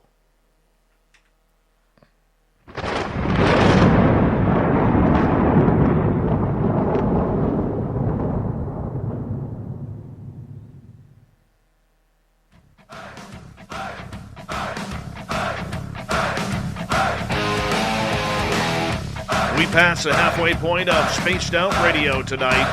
My name is Dave Scott. Thank you so much for taking the time to join us. We really do appreciate earning your listening ears. Want to remind you that if you have missed portions of this show or others, check out our free archives by going to youtube.com/Spaced Out Radio. Do me the favor, hit that subscribe button. Our website is spacedoutradio.com, where we have a plethora of features for you, including rocking out to Bumblefoot and reading up on Captain Shirk's SOR Newswire. Follow us on Twitter at Spaced Out Radio and on Instagram, Spaced Out Radio Show. We continue on tonight with Lynn Monet. LynnMonet.com is her website, where you can find all of her books there and get them there. That's the best place to get them, and she'll make sure they get them to you. And we're talking about death, the afterlife. What's going on the other side? Lynn, welcome back. Thank you so much. As I had mentioned while we were on the break, that there is a self-help section in the back, but I wanted to add a little bit more to that. A lot of times, people... they don't realize what part in their lifetime that what things that they may be doing to kind of draw those things in. As I said, some of these souls that have crossed over, they still have their emotions, they have their addiction. Whoop! Just dropped my little thing here. I'm gonna put it back in. Can you hear me? Okay. Yeah, we hear you fine. Okay, good.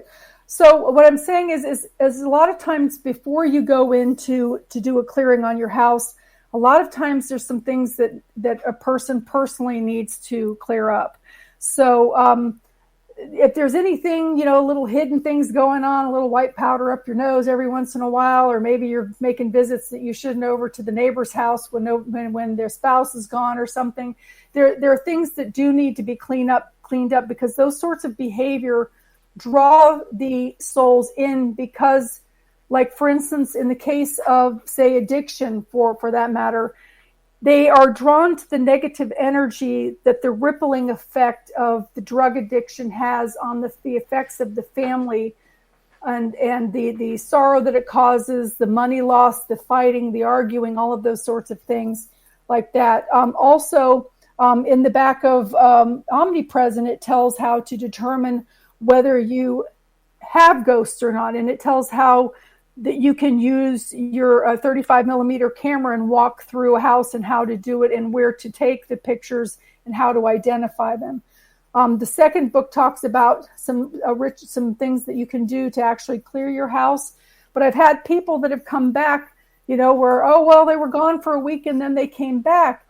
And it's like certain behaviors that they were doing that they kind of fixed were kind of coming back. So you need to really clean up your stuff first, as much as you can, or be in the process of cleaning up your stuff before you go to clear. I've actually had I had somebody recently contact me. When I help to clear houses, I do not charge for my services. However, if I have to go across the country, I do want to be reimbursed for any personal money that I put out of my own expense. So sometimes these rituals can take hours depending on the level of activity in the house, if it's a lost soul versus like a demonic entity type thing, because there are different rituals that you would have to do in order to remove those. I'm not in there to take pictures. I'm not interested in having pictures to post. I want to help people live lives fully. But recently I had someone contact me, and you can contact me through my email. I do answer my own email still at this point. And I will help you in any way that I can, even from a distance. But what people don't realize about this sort of work is that these entities, they can go through your computers, they can be attached to your emails. So when I get sent emails of people saying, please, please, please help me, a lot of times I get attacked while I'm looking at their emails. I can feel the hot lashes against my legs. I can feel, I can hear something like tapping on the mirror in my house or things like that. But the main thing is if you have a problem in your house, they feed off of any kind of negative emotion, whether it's sadness or anger or any of those things, and that's their chocolate. And the more of it that you have going on in your house, the more they're going to hang out because they're getting their fix. When you stay neutral, they either stay as they are, and in my case, it's kind of funny. You'll never see a demon run faster than if you send them love. They have, and I know this sounds weird. I don't mean in the sense of loving and embracing them, but talk about seeing them run like there's a stench in the room, and it's only a temporary thing because they will come back for this part. But I was trying to help this gentleman that was in a wheelchair. He had a terrible infestation. He sent me the pictures. He sent me video and audio tape. You could hear them talking and mumbling in the background, saying terrible things to this man. And this man was helpless. So my heart really went out to him, but I could feel them coming into my realm and, flicking my cabinets and things, and it was consistent. So I actually said out loud, I stood up and I said, oh, here you are. I'm so glad that I want to teach you a lesson about love. Now we're going to sit down and I'm going to teach you how to feel the emotion of love, because God loves you and Jesus loves you and Buddha loves you and I love you. So I'm going to teach you about love. Let's all sit down. And the room cleared. But the next day when I had sent another email to the guy, of course, they kind of came back and I did that again and they cleared. So it's only a temporary thing in that moment. And it's not, you can't use like if you're clearing the house, you don't really want to talk about them ahead of time. You don't crack jokes while you're doing it because they will target you. Any kind of acknowledgement, it's better just to go in quiet, have your game plan laid out of who's doing what so you can make sure that everything is covered, because it is detailed and it does take a while. It's recommended to do it not by yourself, but with another person there, even if they're not actively helping you, just to be present before you go in and you do these things. But you can't show any emotion. They cannot read your mind. They go by your actions and what they see you doing and what they hear you talking about. So it's very, very important that you fake it until you make it, even if you're wetting your pants. They don't know that if you're not acting as if you're that frightened, and you can start humming Amazing Grace. You can say the Lord's Prayer out into the room. They have Run Demon Run music on your phone that you can Google, that you can play while you're doing the house to kind of hold them at bay and to weaken them. Because the thing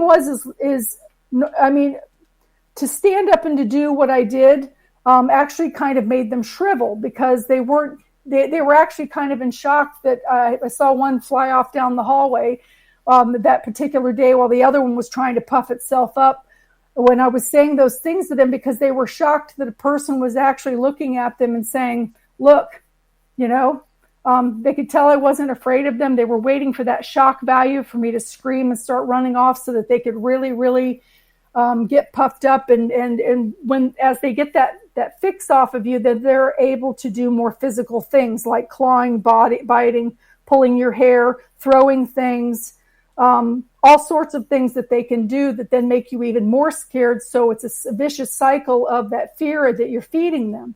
So it's very, very important that you don't show it. Even if you argue, do not show it. Don't talk about them in your home. Go outside, go into your car, drive down the road if you need to talk to somebody about it. Every little thing like that, any acknowledgement or anything like that, they really, really like. And as far as even like with children, a lot of times people make the mistake of saying to their children when they come to them, oh, there's nothing there. Or it's your aunt coming to watch over you. Well, if it was their aunt or uncle coming to watch over them, it wouldn't be terrifying them. So when people that have crossed over, they can come back and forth, but it's very different than it is when you have a lost soul in your house with that negative energy pull that they do that robs you of your sleep, or they shake your bed in the middle of the night, or they pull your covers off and those sorts of things. The visits from the ones that have crossed over are always very warm and pleasant. They're not threatening. They're not scary. And a lot of times they just enter in through your dreams, so they're not disturbing you. So in the case of children, if it's something that's frightening them, it's not somebody that crossed over. It's something else, even if it presents. So to say to them, there's nothing there, they can clearly see it. A lot of, especially children at certain ages, they don't have those filters in yet. They kind of get more into place psychologically around 5 and 6 years old. Not ironically, but on the flip side, when people get older, that filter effaces, and that's what helps them to be able to see into the other side when their loved ones start coming over. So that filter kind of lifts. But with children, instead of saying that there's nothing there, tell it to go away. Tell it that it's not welcome there, to go away. And, and give them something to empower themselves with. The children, because they don't have those filters, they are able to see spirits a lot of times. We can't. Your dogs can. Your cats can also. Sometimes you might see your dog or cat sitting watching something, and you're like, what are they looking at? Because you can't see anything. There's nothing there, but they're acting like something's standing right in front of them, talking to them. So it is important not to, just because you can't see it, not to believe that it's there. And if your child comes to you with the complaint of something more than once and it's the same thing, please, believe them and give them, like I said, some tools. And the thing that's important too is to ask the child, is it something that is telling you to do something that you're not supposed to? Because then you've got a demon in the house that's posing as a child or that's posing as something else. So it's important to determine that. also. And empower your kids. We got a question coming from Fidgety Aura, who is asking, Lynn, can you address trying to cross a spirit who really is crossed, but just likes to visit? Okay, so to address trying to cross a spirit, what do you mean, like helping them cross back over? Yeah. The thing is about spirits is they still have freedom of choice and they can choose to stay here if they want to. I would tell them sometimes they've been here so long they forget that they're dead. So I would tell the spirit that they have died and that their family is waiting for them on the other side, and that a lot of whatever their beliefs are that held them here to begin with, that if they love God or whatever it is that they believe in to go up in that direction, that just to state that and to go ahead and to look up. There's a cord line that kind of, it's like a cord. It's like a golden cord that kind of reaches. If they look up, it kind of comes to them, and then it just kind of pulls them upward. They just go like poof. If you could actually see one do that. I know that they might really like to visit, but I'm sure you may find that your energy is waning after they leave because they are unintentionally feeding off of it. In the case of a lost soul, the demons do it on purpose. But it's important to tell them that they need to cross over and to give them the option. Sometimes they just don't know how. So if you tell them to look up and to look for the golden cord, they can engage and go if they choose to. And if you're not comfortable with the visits, then tell them that they need to stop coming, that they need to go somewhere else. So I hope that answered your question. Absolutely. All right, let's get to another question here, because we do have a number of them coming up here from our audience here. And no, it's not about breakfast for dinner. That's definitely not it for Nucker. Simon is asking, how do you hear demons? How do you deal with them? Oh my gosh. I have the ability to see. A lot of times people, there are some people that are able to hear and not see. There are some people that are feelers. I can actually see them. And it's more of a feeling thing for me. So it's not necessarily them talking, but their presence. I've actually seen in the house that I had bought, there was a hell dog, which was clawing my friends. It was clawing my children. It was leaving bite marks on my son's legs. It was bruising people. They pulled my hair. It physically would attack people. So, and then there was this gargoyle looking thing that was there also that would leave imprints. And it's like, I remember specifically being in a room one day and I was packing boxes because I was putting my stuff back in to leave. And I sensed that one gargoyle thing was at the door, and I knew it was going to do something. So I was prepared. And I felt all of a sudden the feeling of a snake whirling in my pocket and then slithering down the outside of my leg. Well, I knew that there was no snake, and I knew that this imprint was something that it was doing. So it wasn't that I heard him, I sensed him, and I felt. But there are some people that can hear them. There was one, for instance, in that house where that hell dog, I had multiple denominations of religion come into the house, everybody professing that they could get it out, but they just ended up upsetting them more, and they were just coming out and attacking more after they recuperated from whatever type of clearing that was done, except for there was this one lady that came, and she was Indian, and she did the rituals different. And I remember standing in the living room seeing it was like a wolf type demon came to the top of the stairs, and he had himself all puffed up. He tried to get himself as big as he could. And she started talking to him, and he would respond back in this gurgling electric sound to her. And it would go back and forth, back and forth. And the thing was, is she brought a friend with her that was standing next to me. And when the beast came to the top of the stairs, the person next to me stepped back and said, "Whoa." And I'm like, "Can you see that?" And he's like, "Yeah, I can see that." And the lady spoke up too. She could see it too. So all three of us were seeing the same thing. But she was able to communicate with it, and it actually had told her that it was tunneling, and where the house was built, I think the house was built on a ley line or broke into some tunneling that it was doing. They were on their way to something else, and because of the house being built there, that it kind of caved in their path. And so she was going to reopen the path and send them on their way. But after all of that was done, the wolf demon was still in the house. And I remember the very, very last day that I was there, I was doing one more walk through the house, checking the dishwasher, checking cabinets to make sure that nothing was left in anything, so that I had all of my stuff to leave. And I went into the garage, and I could see the rippling effect. And when I turned out of my peripheral vision, I could see that thing standing there. And I just said to it, I said, look, I'm out. I'm leaving. You can have this house. I'm gone.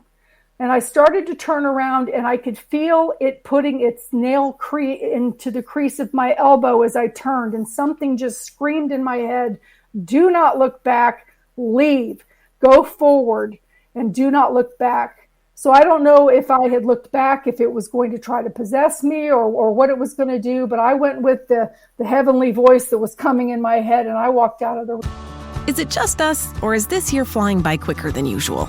At Care.com, you can find trusted, reliable, and affordable sitters near you, with flexibility that fits your family's ever-changing schedule. And because the best decisions are made with care, 100% of caregivers who use Care.com have been background checked with CareCheck, a key first step for families to make strong hiring decisions.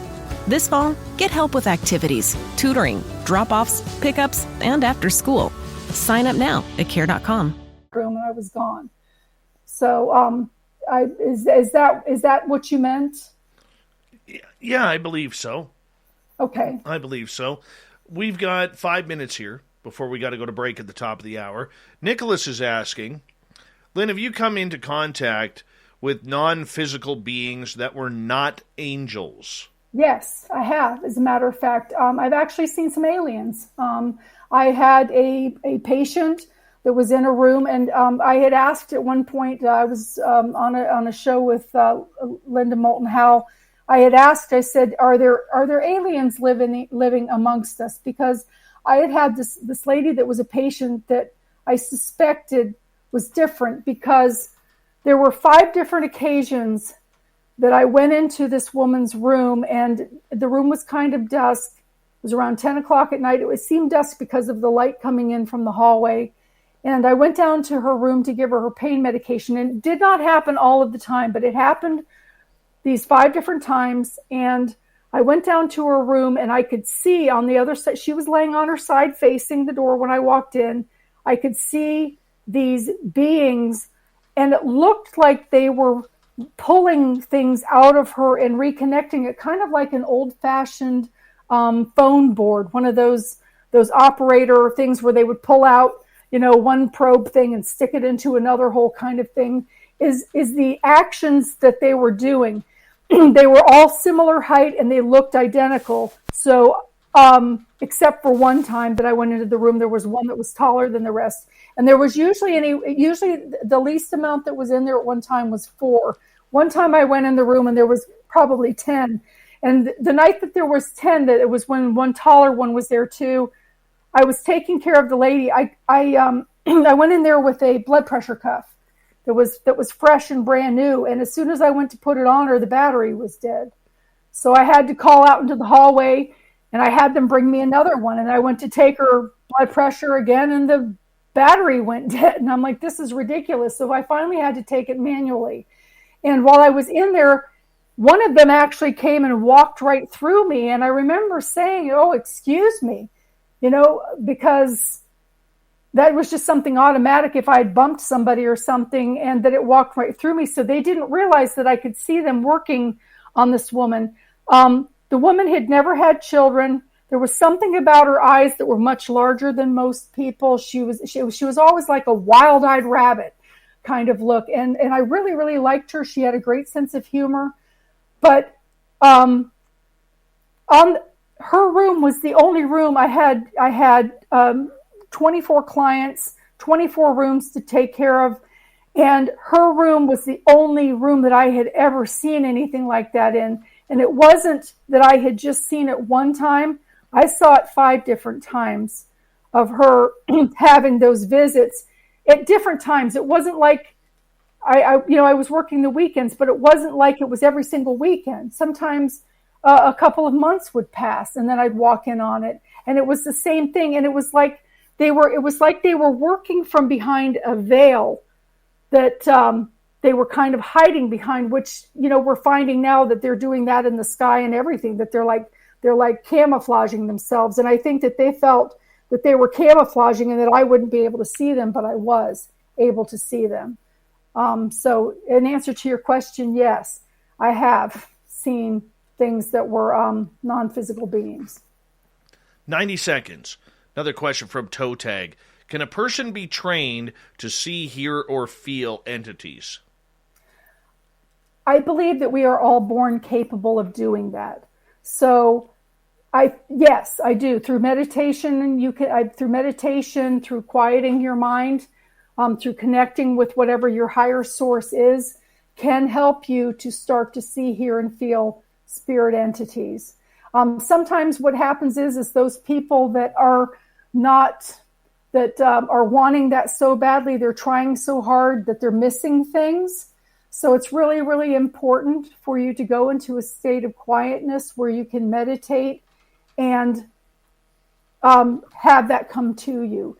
Once it starts in small spurts. And once you acknowledge it and realize for sure that that's what it is, it'll start coming in more so. However, usually you'll have one gift that is more so than others. Like, for instance, I can see and feel.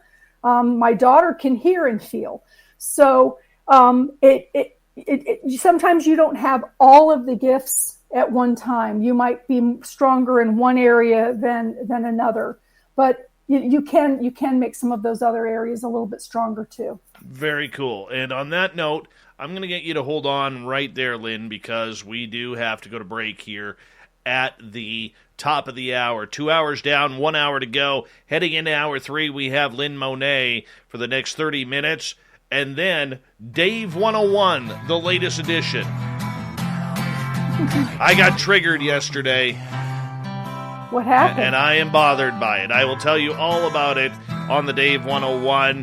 But we have Spaced Out Radio continuing with hour number 3 next on the mighty SOR.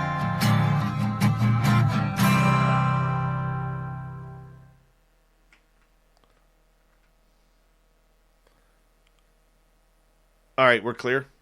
What happened yesterday is we do this show called The Angry Ghost Hunter a little bit before our show on the final Wednesday of every month. And one of the guys said the word science. Uh-oh. And it triggered me. Totally triggered me. So I've gone off on the UFO world for the past while. It's time for the paranormal to get spanked a little bit. There you go. Yeah. So that's what we're going to do. That is what we are going to do. Spank around. Yes. Chad Jacobs, thank you so much for that awesome super chat. Really do appreciate that, man.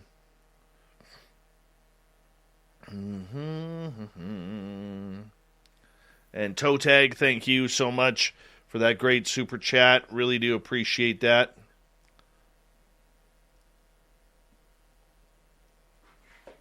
Awesome, guys. Very generous of all of you tonight. Thank you.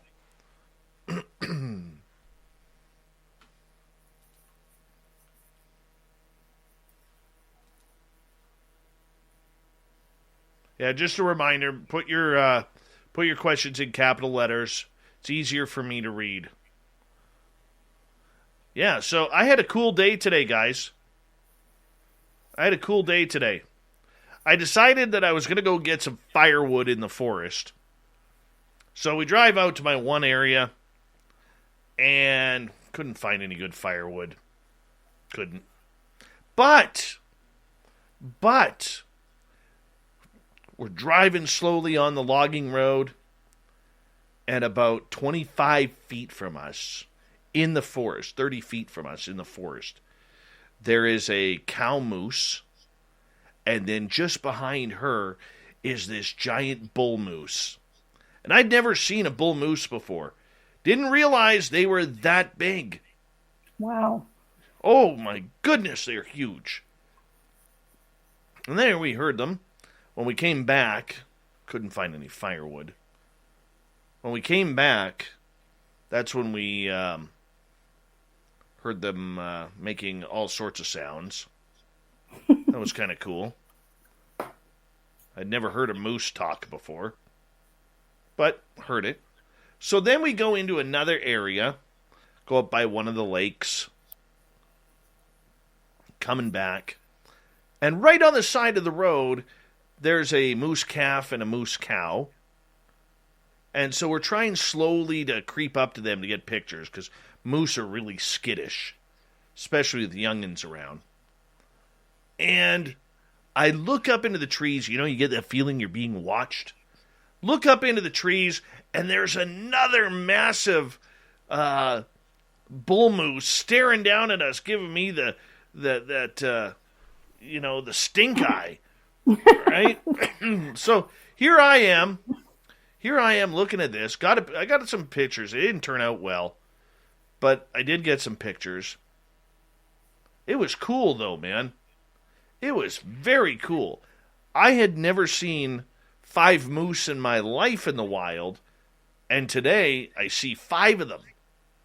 I'm pretty happy about that. Pretty happy about that today. It's very cool. Hi, Sandra. Hi, Sandra. That is very cool. Hi, Sandra. Yeah, very cool. I remember when you posted the bear in the tree. Yeah, that was cool too. That was just outside my yard, 100 feet. Wow. Mm-hmm. He was getting some apples. I was hoping to see some cats today.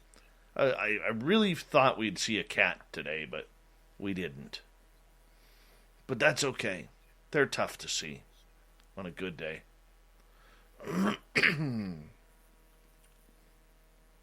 Somebody says, I feel like Dave's hat should read Trojan. No. Here, I'll turn it around. My gosh. There you go. There. Jeez.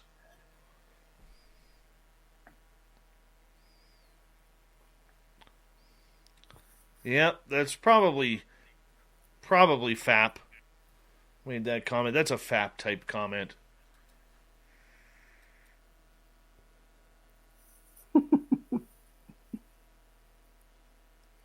We got just over 1 minute here. Okay.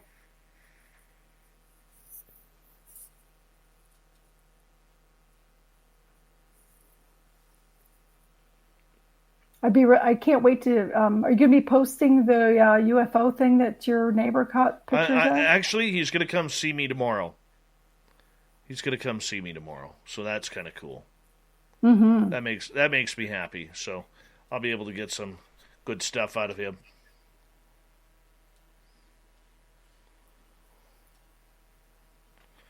All right, we've got about 40 seconds.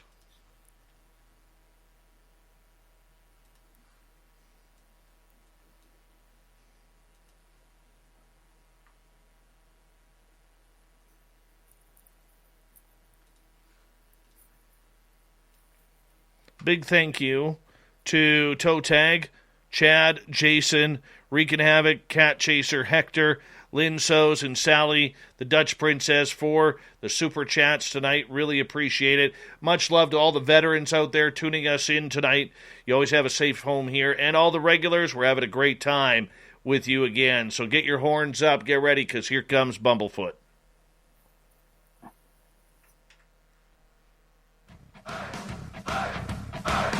Would you like to connect with us? Head to spacedoutradio.com for all your latest show info. Now, back to Dave Scott and SOR. Third and final hour of Spaced Out Radio is underway tonight. My name is Dave Scott. Thank you so much for taking the time to join us. We really do appreciate earning your listening ears wherever you are on this beautiful planet we call Earth. Want to say hello to everyone listening in on our terrestrial affiliates around North America and digitally on TalkStream Live, Revolution Radio, and KPNL. All of our archives are free. Just go to youtube.com/Spaced Out Radio. Do old Davey the favor, hit that subscribe button. The Desert Clam has set the password for tonight in the SOR Space Travelers Club. Gelation. Gelation is your password.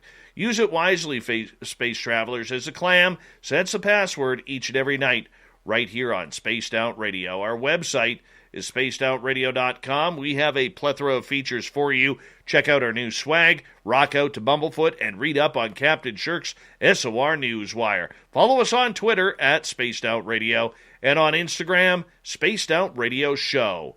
For the final time tonight, Lynn Monet is here. LynnMonet.com is her website. You can find all of her books right there. She'll make sure that she hand delivers them to your house to make sure that you get them. We love her around here. We're talking ghosts and all sorts of entities all night long. Lynn, welcome back. Hi, thank you. I see that we have a question here. What is the difference between jinn and demons, elementals, in your opinion? Jinn and demons are similar. They're in the Chinese, Japanese, their demons are referenced more as jinn, and we reference them more as demons. As far as the elementals go, they're similar too, but a lot of them are, like for instance, they come more like with shadows and things like that. The elementals do, and a lot of times the elementals, from what I understand, are sometimes platforms that are created that demons can come in over. And speaking of platforms, a lot of times people don't realize there are platforms that are man-made. They're created by people arguing, by certain things, not just arguing, but like really, really nasty fights, like pre-divorce kind of fights and things like that, or any kind of physical abuse or behavior, somebody stealing, whatever.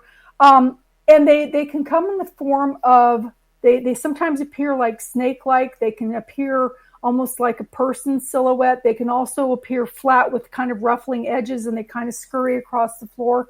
And as they get bigger, they are platforms for demonic activity to come in. A lot of times when people need to have clearings and things done on their house, the first thing that somebody will say is to burn sage. And sage, I'm sorry, does not work for demons. It actually aggravates them and makes it worse. Now, to balance energy and to create a space that's more neutral, then the sage works very well for that. It also works very well for cleanup after the fact, after you do the main part of any kind of micro demon metastasis that's left or pieces of negativity, it clears. And in the case of some of the elementals and the that they create to have demonic activity come in, those things have to be cleared out. So like, for instance, if they don't go away on their own. So like, for instance, if you move into a new house, you would want to clear it, because whatever anger and fights and things that have been left behind creating these shadows, you can add to that, and it can bring them in. But those things can actually be neutralized by the sage, and they can dissipate and disappear. But people that have talked about seeing the shadowy figures or the snake.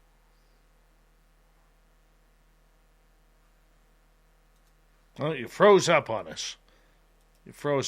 Let's add you back here. All right. Hello? Hi there. Now we got you. Okay, you got me? I'm sorry. That's okay. Where did I leave off? You were just talking about the creatures like snakes and... Right. And the shadows that are created, and those are all platforms for other things that are more negative to come in, like demonic activity. Those things can be cleaned up with like a sage neutraling thing. But I don't know if you heard the part where I said that a lot of times people will say, smudge your house. Yes, we did get that. Yeah, you did hear that. Okay.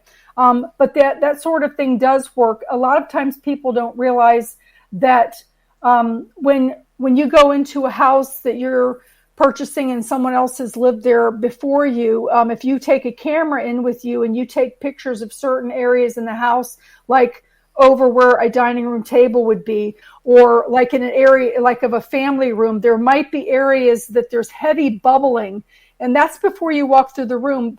But it's like this heavy bubbling looking of these opaque things are like right over an area where maybe a couch was or a dining room table was at some point.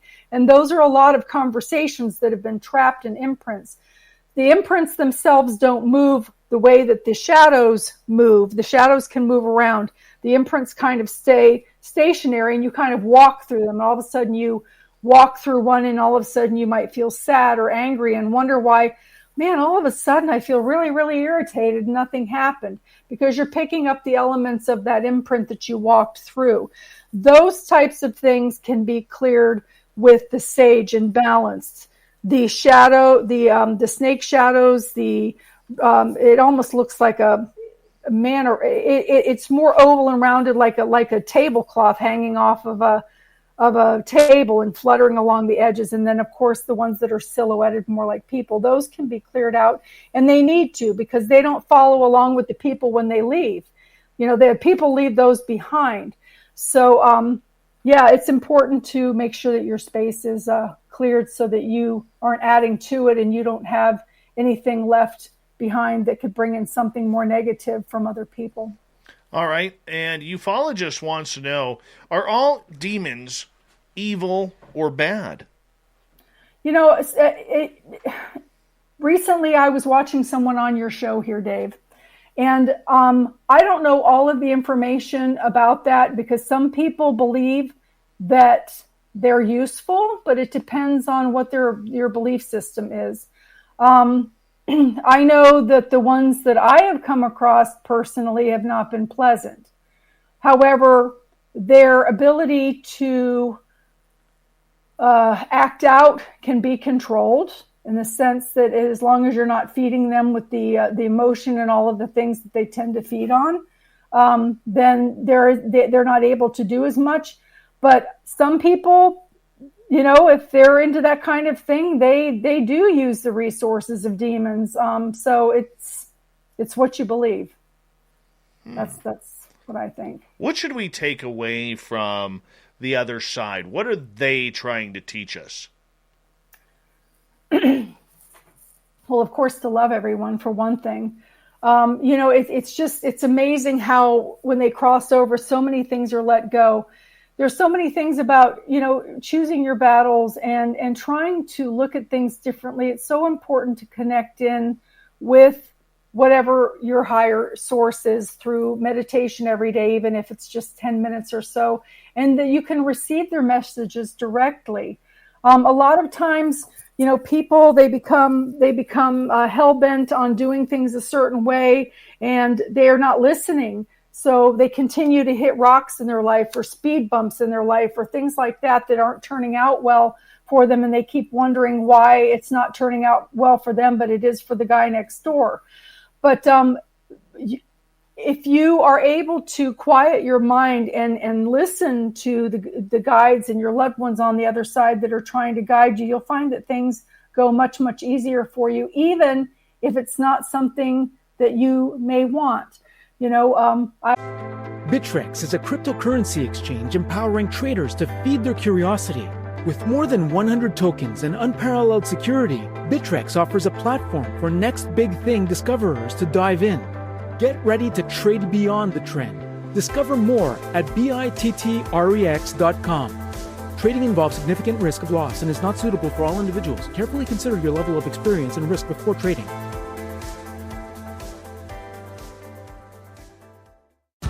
Is it just us, or is this year flying by quicker than usual? At Care.com, you can find trusted, reliable, and affordable sitters near you, with flexibility that fits your family's ever-changing schedule. And because the best decisions are made with Care, 100% of caregivers who use Care.com have been background checked with CareCheck, a key first step for families to make strong hiring decisions. This fall, get help with activities, tutoring, drop-offs, pickups, and after school. Sign up now at Care.com. I have just a prime example of something. I remember wanting to buy a car back when the Nissan had the 200 SX car, and I thought that it was so wonderful, and I wanted to get it. It was my dream car.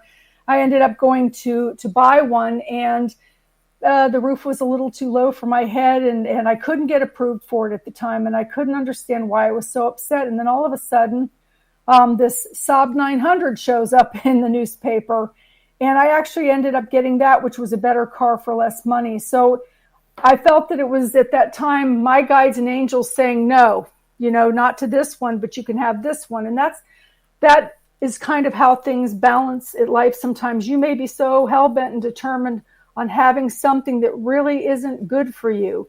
Maybe there's something better and you're cutting yourself short and you don't even realize it. Maybe you're asking for $100 when you've got $1 million coming, and you're fighting to get that $100 instead of letting go and letting the other one just come to you. So, it is connecting in and allowing your guides to help you, because that's what they do on the other side. Somebody had asked what they do. They do a lot of things, but a lot of it is watching over their loved ones and guiding them. They can be 6 places simultaneously. One person on the other side can be 6 places simultaneously. So they can be standing next to you while they're standing next to your brother or your mother or your sister all at the same time. But they are there to help. But the thing is, too, is they want to be asked. They love to help. If you ask them, they kind of stand back if you don't. So please don't forget to ask for the help that you need. That's another important thing. Ufologist is asking, when we call in an entity with love in our heart, should it be benevolent? One would hope.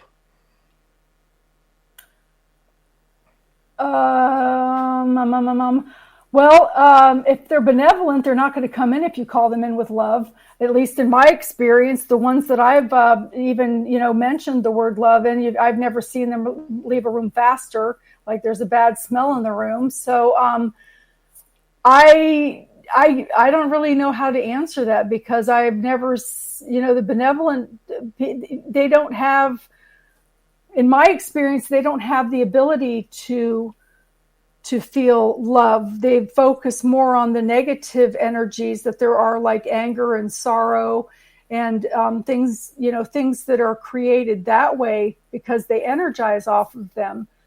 Fear, anything like that, illness and things like that. They focus on all of those sorts of things more so, and the drama and the rippling effect that it creates, not only for the person, but throughout the family.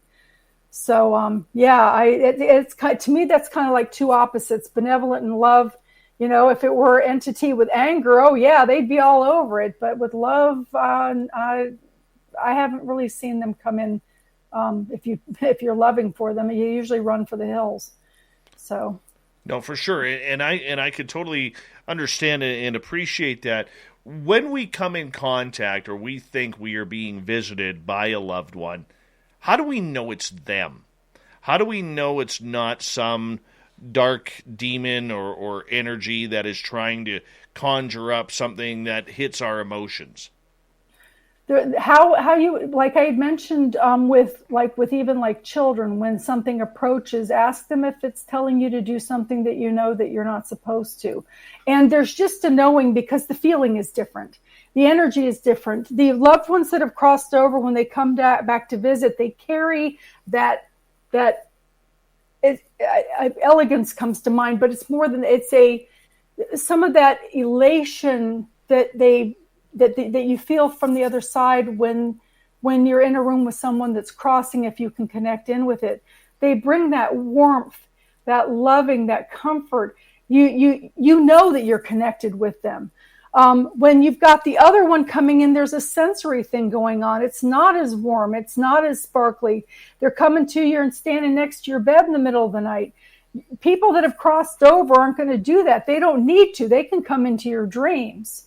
But an entity that's a lost soul or a demon posing as someone else, like a child or something, those are the ones that are shaking your bed, pulling your covers off, knocking on your closet door and standing next to your bed. If you're feeling uncomfortable, it's not the person, the loved one from the other side, because they will not leave you. they will not leave you feeling uncomfortable at all. It will be very loving, and you will know that it was them. No kidding. Yes. Okay, so, do we look for little signs?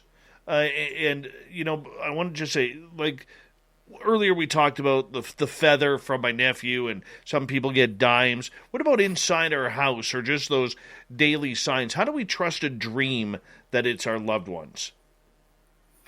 Again, it goes with the feeling too. You just know. And sometimes too, they come in and you're not allowed to remember what they've talked about with you, or even the visit. But you do know. And sometimes, like with the dime and the feather that was left by your nephew, you might not have even been focused or thinking about him. You might have even been, stressed because you needed to get gas, on the way to work, and it was going to make you late or something like that. So you're hyper-focused on something else, and they just want to add that little extra piece in there so that you know that they are still there in a loving way. So that's where the flower, not the flower, the feather and the dime comes in. In the case of my mother, it's her hair. In the case of my sister, it's the smell of her perfume and those sorts of things. There's just a knowing. I mean, do those, when your nephew leaves those things for you and you stop and you think about him in that moment, doesn't that make your heart swell somewhat, just to know that, hey, there he is again? To me, it's comforting. I agree with you. I totally agree with you on that. It is very comforting with that. And I think people just want that comfort. But, I mean, sometimes it's just a matter of, is it really happening? Can I trust this? But let's move on here, because we have more questions from our audience. We only got about 6.5 minutes left with you.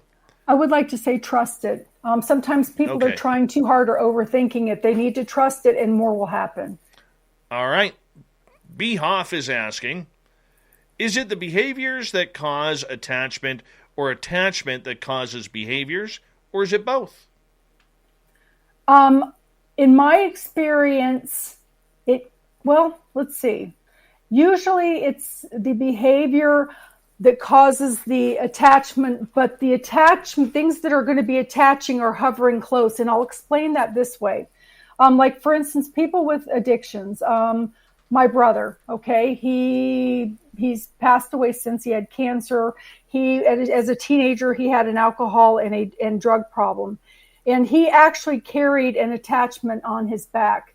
And the thing is even after, and it was this lizard-looking thing. It was very ugly with a small head but a bigger body. But I actually have a drawing of it in my book. When he became clean for 20 years, that demon would show up at my house, and it would jump from the corners of the ceiling. It never came to the ground. It would come maybe 3 feet low, but it would jump from the corners of the ceilings. And I would think to myself, my brother's thinking about coming to visit. Lo and behold, within a couple of days, we're loading up the Winnebago. We're coming up to see you and Mom, and he would show up, and that demon would leave with him when he would go. And when I would go to his house and stay, I would see that same thing up on the ceiling. So even though he overcame his addiction and the attachment came off, it was always still hovering around him, lingering. Encourage him to take that drink so it could reattach, or trying to encourage, him to do some behavior so that it was always there haunting him. And he said even for 20 years of sobriety, he was always tempted. And part of it is because even though you get the attachment off, when you have built up that kind of an attachment, it doesn't disappear. It's always there to try to trip you up. All right, let's get to another question from our audience here. And this one comes from Dr. Zed Smith, because I am Canadian, so I got to say Zed, proper pronunciation of the letter. What is your thoughts on shadow people? No hats, no red eyes, just pure black entities. The shadow people, are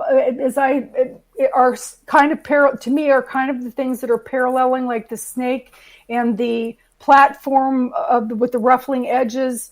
There are 3 types. They can also take human form, but these are man-made through thought patterns, through actions that are created, and they kind of start out small sometimes. And like if there's one in your house and they can get bigger and bigger, then they can kind of even group up. In the case of the shadow people, they move around. You can see them, but they are sources that are platforms for demons to enter. I can see that. All right. Another question from Zero. How do you get rid of entities and attachments?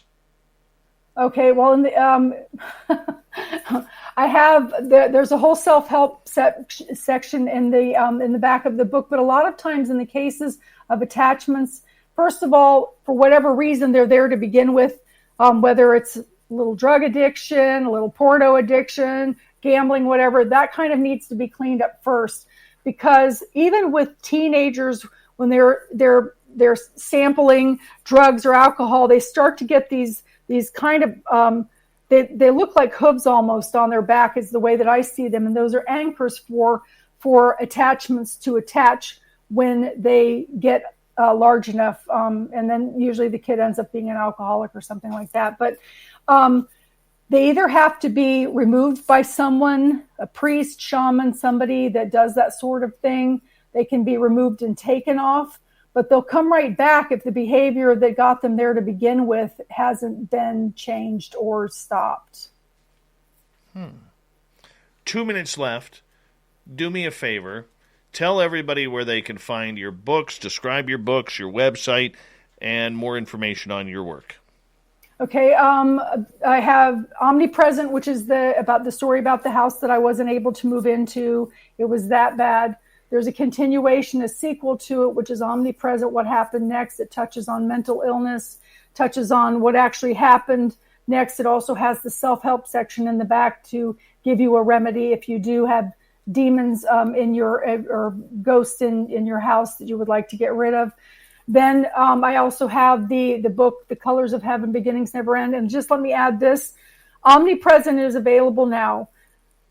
The Omnipresent, What Happens Next, is on pre-sale now, but it won't be released until the 15th of October.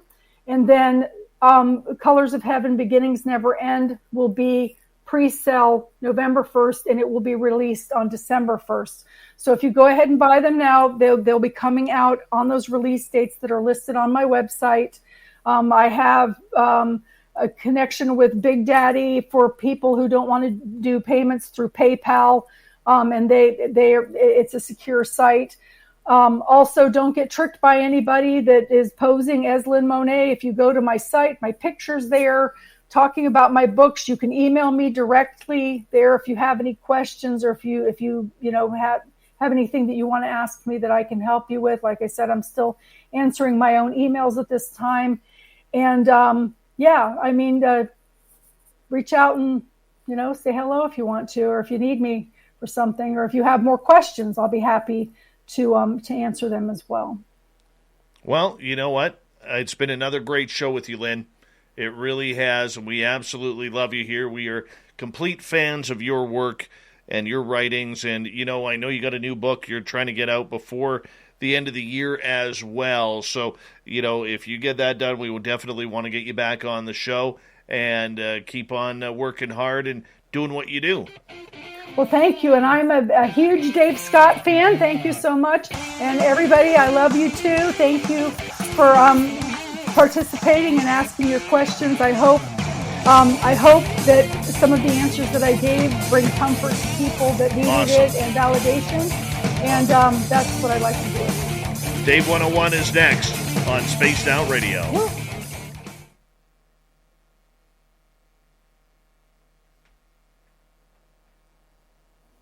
Great show, Lynn. Great, thank you so much. I really, really appreciate it, and I will see you in December. Yes. Dave 101. Yeah, we'll get Dirty Filth and Spookles the cat to get a hold of you for another date here. That sounds great. I would really appreciate it. Thank you so much. Not a problem. Anyway. You take care, okay? Thank you. Alrighty. Bye-bye. Good night. Bye-bye. Bye. Love her. What a sweetheart. What a sweetheart. Hey, Filth, I know you're in the chat room. We definitely want to get her on again. Okay, message me about that, if you don't mind. I'll be right back, guys. Just give me a couple of seconds here.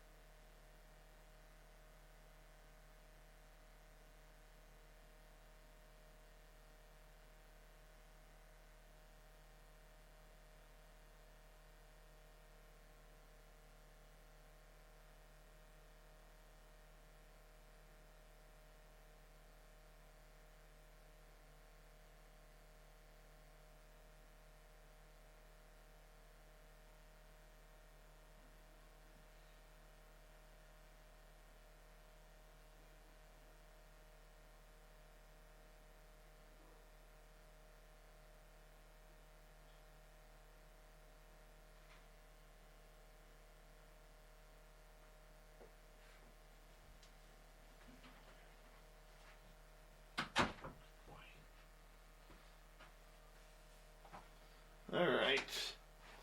I am back.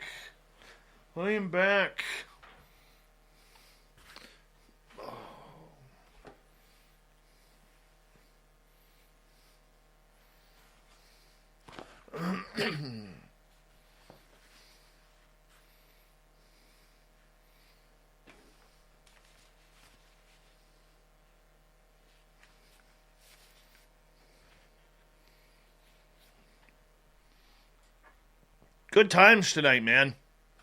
Good times tonight.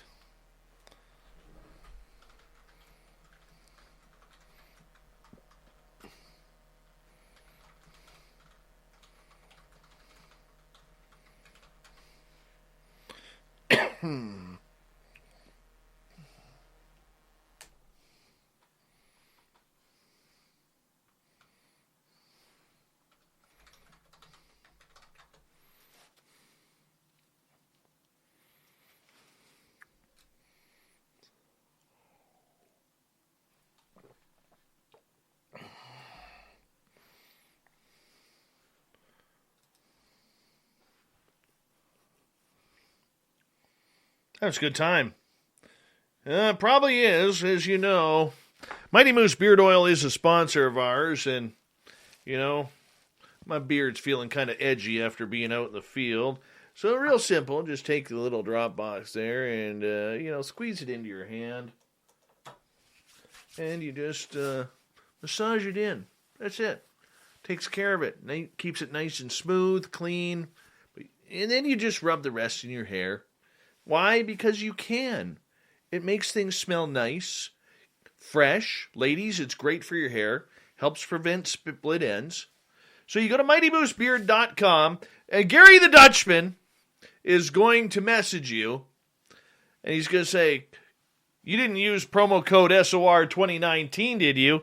And you're going to be like, sure the hell did, Gary the Dutchman. Give me my deal. And he's going to be like, damn it, I'm Dutch. I don't like making deals. And you're going to be like, tough shit, Gary the Dutchman. Give me my deal on my Mighty Moose Beard Oil. And that's what's going to happen here when you go in and use the Mighty Moose Beard Oil at MightyMooseBeard.com. They got some great scents. It's all natural, no chemicals. Makes you feel great on your facial hair. And for the ladies, even the gentlemen, if you got beautiful hair like I do, or like Joe's Mane, or anybody like that, it's going to make you feel great, smell great, look great. MightyMooseBeard.com. Use promo code SOR2019. Piss off Gary the Dutchman and get your deal today. There you go. Works perfectly.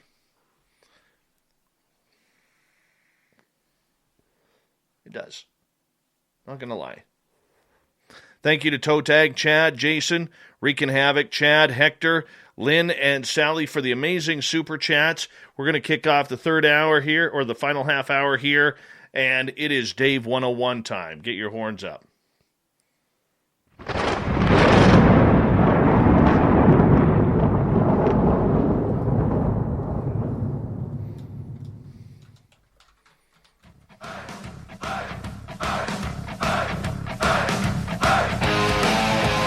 We've rounded third. We're heading for home tonight on Spaced Out Radio. My name is Dave Scott. Appreciate you tuning in. Want to remind you that if you've missed most of this show or others, check out our free archives at youtube.com/Spaced Out Radio. Do me the favor, hit that subscribe button. Our website is spacedoutradio.com, where we have a plethora of features for you, including rocking out to Bumblefoot and reading up on Captain Shirk's SOR Newswire. Follow us on Twitter at Spaced Out Radio and on Instagram, Spaced Out Radio Show. It is time once again for the Dave 101.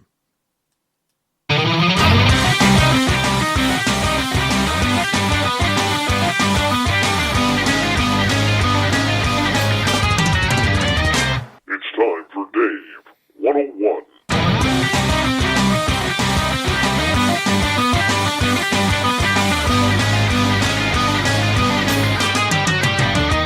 Dear paranormal enthusiasts, people who investigate, people who are out there looking for their ghostly, whatever you want to call it, do me a favor, do the world a favor.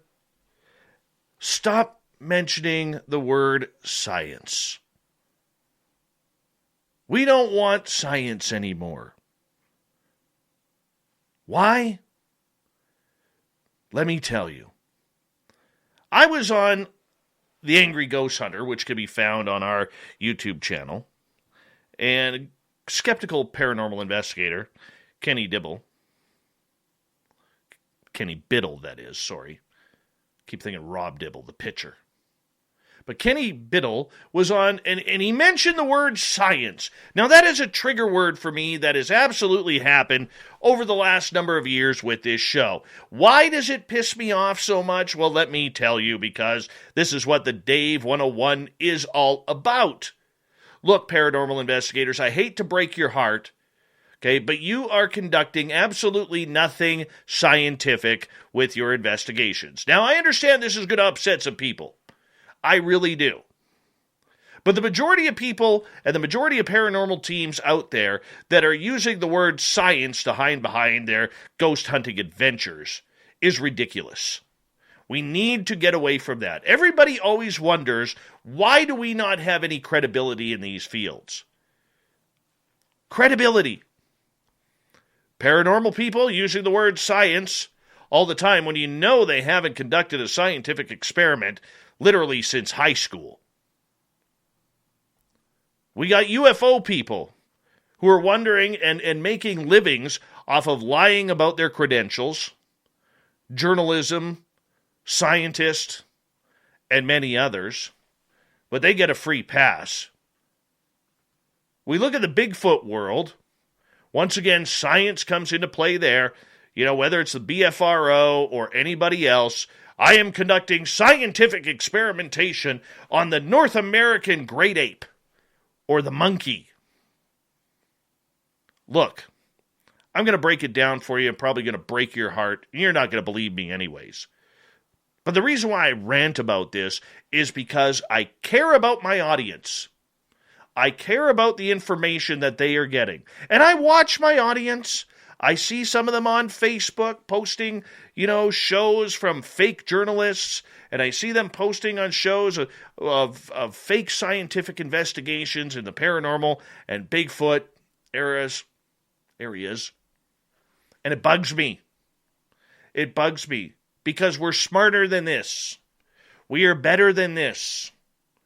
It doesn't take a rocket scientist or even a Walmart greeter that much difficulty to go onto Google and check what they're doing. Let's start with Bigfoot here for a second. When you are conducting experimentation on anything, and I'm not a scientist, but I know this. When you are conducting scientific experimentation on anything, what you are doing is you are starting with a hypothesis. Then you are trying to find the answers to that hypothesis. Could it be possible? Is there probability that we are going to get a reaction? You then conduct the experimentation, and after the experimentations, you conduct the conclusion. That's it. That's a scientific experiment right there. Going into any experiment is not having preconceived notion of what is going on. So in the Bigfoot world, if you don't believe the woo that this creature has been able to just disappear, vanish, footprint trails disappearing in the snow, when there's no trees around, no cliffs to fall off of, no caves to hide in. Conducting opinion is killing these fields. We have brilliant people out there who are making incredible discoveries and incredible forward motion with all of these fields, whether they are amateur scientists or whether they are professionals. And we continue to put our foot in our mouths. Why? All we want is credibility. We always hear somebody say, we want credibility for this field. Why isn't the public taking us more seriously? Why aren't more people tuning into my YouTube channel and seeing my evidence? Because when you conduct opinion, you're not conducting anything scientific. That is the point. So when I hear ghost hunting teams talk about, well, we are conducting scientific strategies in order to prove or disprove the existence of ghosts. Well, what are you doing? What do you do with your evidence? The best way to confuse a paranormal team is to ask them, what do you do with your evidence? They'll be like, what do you mean? Well, we collect it, we gather it, we put it in a database. But what do you do with it? What do you mean? What you should be doing with your paranormal evidence is sharing it with other teams to see if in that same location they got the same results. Also, part of the scientific experimentation is trying to redo what the results were to see if they happen again. So when you go to a location and you're ghost hunting at Mick Jim's bar or Mick Dave's bar and grill that's supposed to be haunted and you're there for 2 hours, it's not a scientific investigation or experimentation. You are conducting nothing scientific. Nothing. Bigfoot's the same way. If you don't want to believe in the woo, that's your personal opinion. But if you are refusing to look at the evidence that people are bringing forward, I'm looking at you, BFRO, and then you are editing posts, editing reports, or not even allowing reports to be filed because of the woo, and you don't want to be wooful, then you are not conducting anything scientific. It's disgraceful to the field. And here we are, always wanting to wave the banner that we're the best, we're number one, trust my research, don't trust the other person's, or we're the biggest group out there, so you need to believe what we are doing. No. No. This entire field is falling apart and continues and will continue to be laughed at because of the way we handle things. There is no professionalism in this field. Very few people are actually professional. I could say that as an outsider who's not a researcher. Yet we want to conduct opinion. Opinion solves nothing. Opinion gets you in trouble. Opinion may get you a television show, may get you a few books sold, may get you a few conferences that you may headline at, a few paid gigs, maybe even, a big interview on one of the major networks.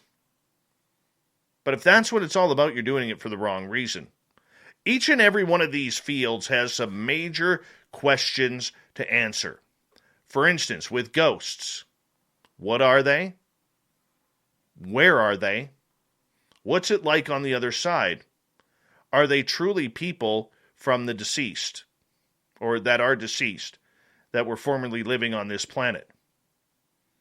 What's it like to die? Is there a heaven? Is there a hell? Okay. Are they from a different dimension? These are questions that we need to be solving. Not, can you knock 3 times? Or can you finish off shaving a haircut?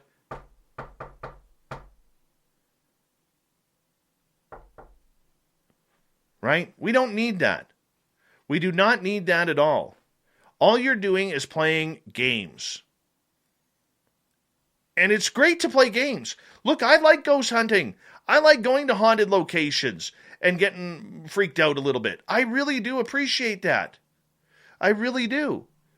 But it's not moving the field forward. Spending thousands of dollars on equipment is not moving the field forward.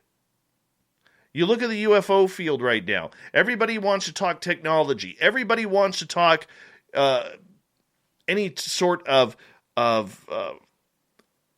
free energy, anti-gravity. What are the Tic Tacs made of? What are these black triangles made of? Pushing the experiencers who've had real experiencers to the side. We don't buy that because there is no proof. Anecdotal evidence is not proof. Yet, you talk to people behind the scenes, and they will tell you point blank, the experiencer's day is coming. And it's coming fast. We have people showing up just to make names for themselves in this field. I don't mean to crush on Demi Lovato, but how many TV shows would we get if we had 104 million subscribers on our social media accounts? I'm not interested in learning to figure out what Demi Lovato has to say about UFOs. I saw the trailer to her show, not impressed. Not impressed at all. To me, it's everything that's wrong with ufology in the public eye. Well, Dave, you could easily criticize. How could you make it better? How do we make it better? We bring on credible researchers to guide her along her path in learning about UFOs and what they're all about and what's happening. But now she's all of a sudden been taken. So not only is she an experiencer because she saw one UFO, but now apparently she's been taken. That's your future of ufology. Right there. And nothing you can do about it because of 104 million combined subscribers. This is why shows like this one and others who are bigger and some that are smaller struggle. We work our tails off to provide proper information to you. We try to bring you a balanced dedication of the truth, the honesty, the integrity of what people are doing in the field. And if there are people that need to be called out, we can call them out. But we know on this show we like to have fun as well. And sometimes the woo gets a little out of hand, but that's okay. It's entertaining because in the end we're about entertainment for all of you listeners. But for the most part, the investigators out there, if you want to be taken seriously, whether you're looking for Bigfoot, you're tracking down ghosts, or you're searching for UFOs, be professional. Be professional. Stop using the word science. Use the word your opinion. Stop conducting opinion for the sake of trying to earn your stripes. If you don't know something, that's okay. We can find out the answers together because that's what it's all about. The only ones that are putting eggs on our faces are us in this field. And there's a lot of brilliancy in this field that if we actually use the noodles inside our heads collectively and together, we might be able to solve some of these beautiful issues. But we don't. We don't. And it's unfortunate because there's a lot of cool mysteries out there that need to be solved. But instead, we're looking at science. We're looking at television. We're looking at conferences. We're looking at how can I further myself ahead by saying whatever I want to say in a field that is anarchic as much as the paranormal. And it sucks. It sucks. We're better than this. We can be better than this, but we have to start being better than what we are. And that's your Dave 101.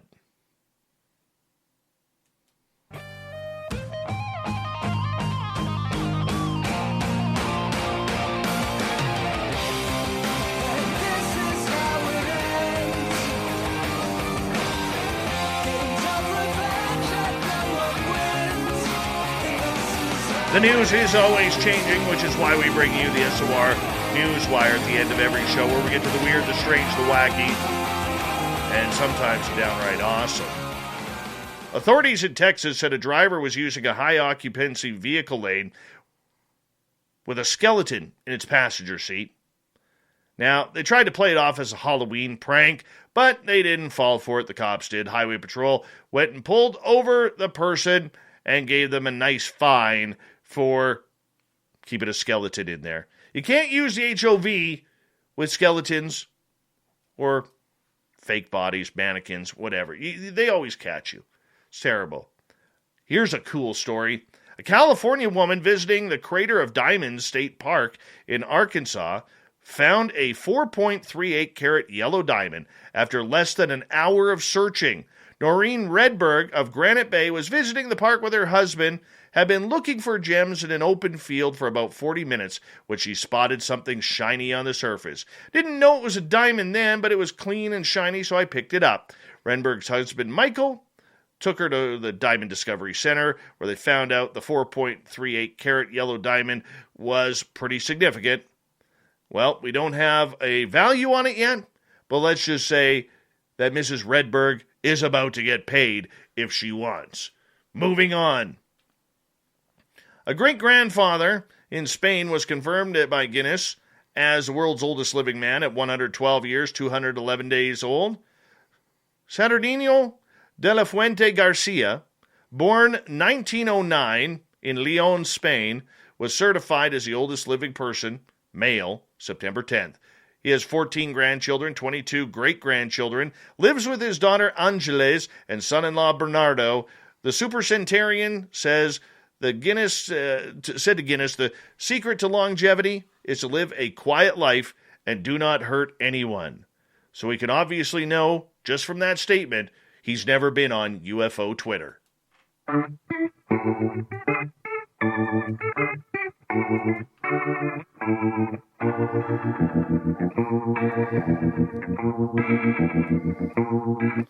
Thought of the Dave happens every night at this time, where we ask a question on our Facebook and Twitter pages, then read your responses on the air, because we absolutely love the audience participation around here. Today's Thought of the Dave is as follows.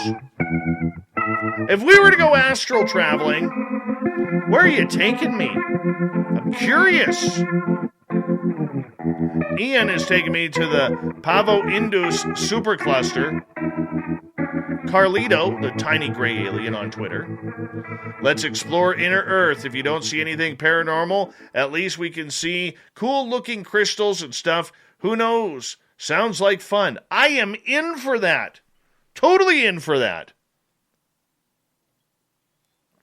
Maybe we'll see the gnomes mining these gems, and we can find our own 4.38 carat diamond and sell it for millions. We'd be rich, rich, rich. Oscar, let's go to the edge, Dave. Let's see if this sucker's flat. What if it's not, though? What if Earth is round? Or oblong, or whatever you want to call it? What if it's round? What do? We can't go to the edge because there is no edge. Dave, the Australians would have fallen off by now, even though Australia doesn't exist. then why do my listeners talk weird and like swimming with sharks? I don't know, Dave. Can't answer it. Evan wants to go to Old Trafford House to watch Arsenal and Man U. I am skipping that trip, Evan. No way you're astral traveling me to a soccer game. Ever. Science Bob, we're going to go eat breakfast for dinner in a hard vacuum. Gail, I'm not. You'd argue about the direction I chose. We'd have a big fight in space, and neither of us would ever get back home. That's true, Shirky Poo. Scarlet, we're going to travel back to the beginning. Of what? If you're an evolutionist and I'm a creationist, what do?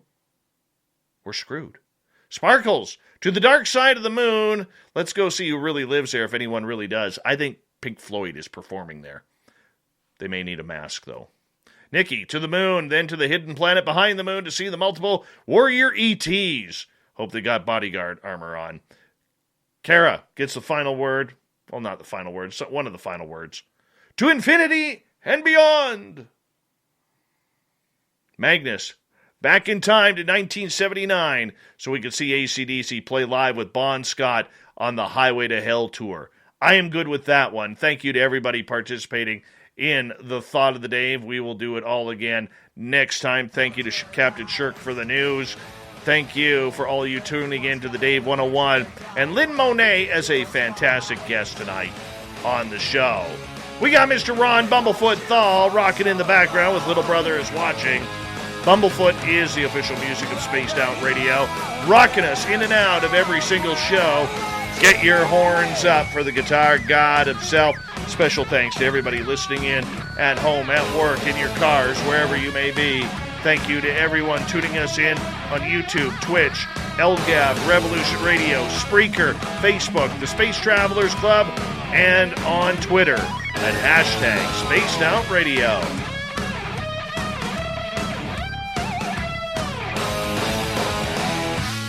I know you're out there somewhere. Remember, this show is copyright by Spaced Out Radio and SOR Media Ventures Limited.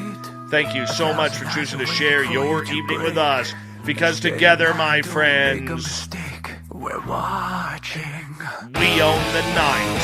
Mr. Bumblefoot, we need a favor. We need you to take us home.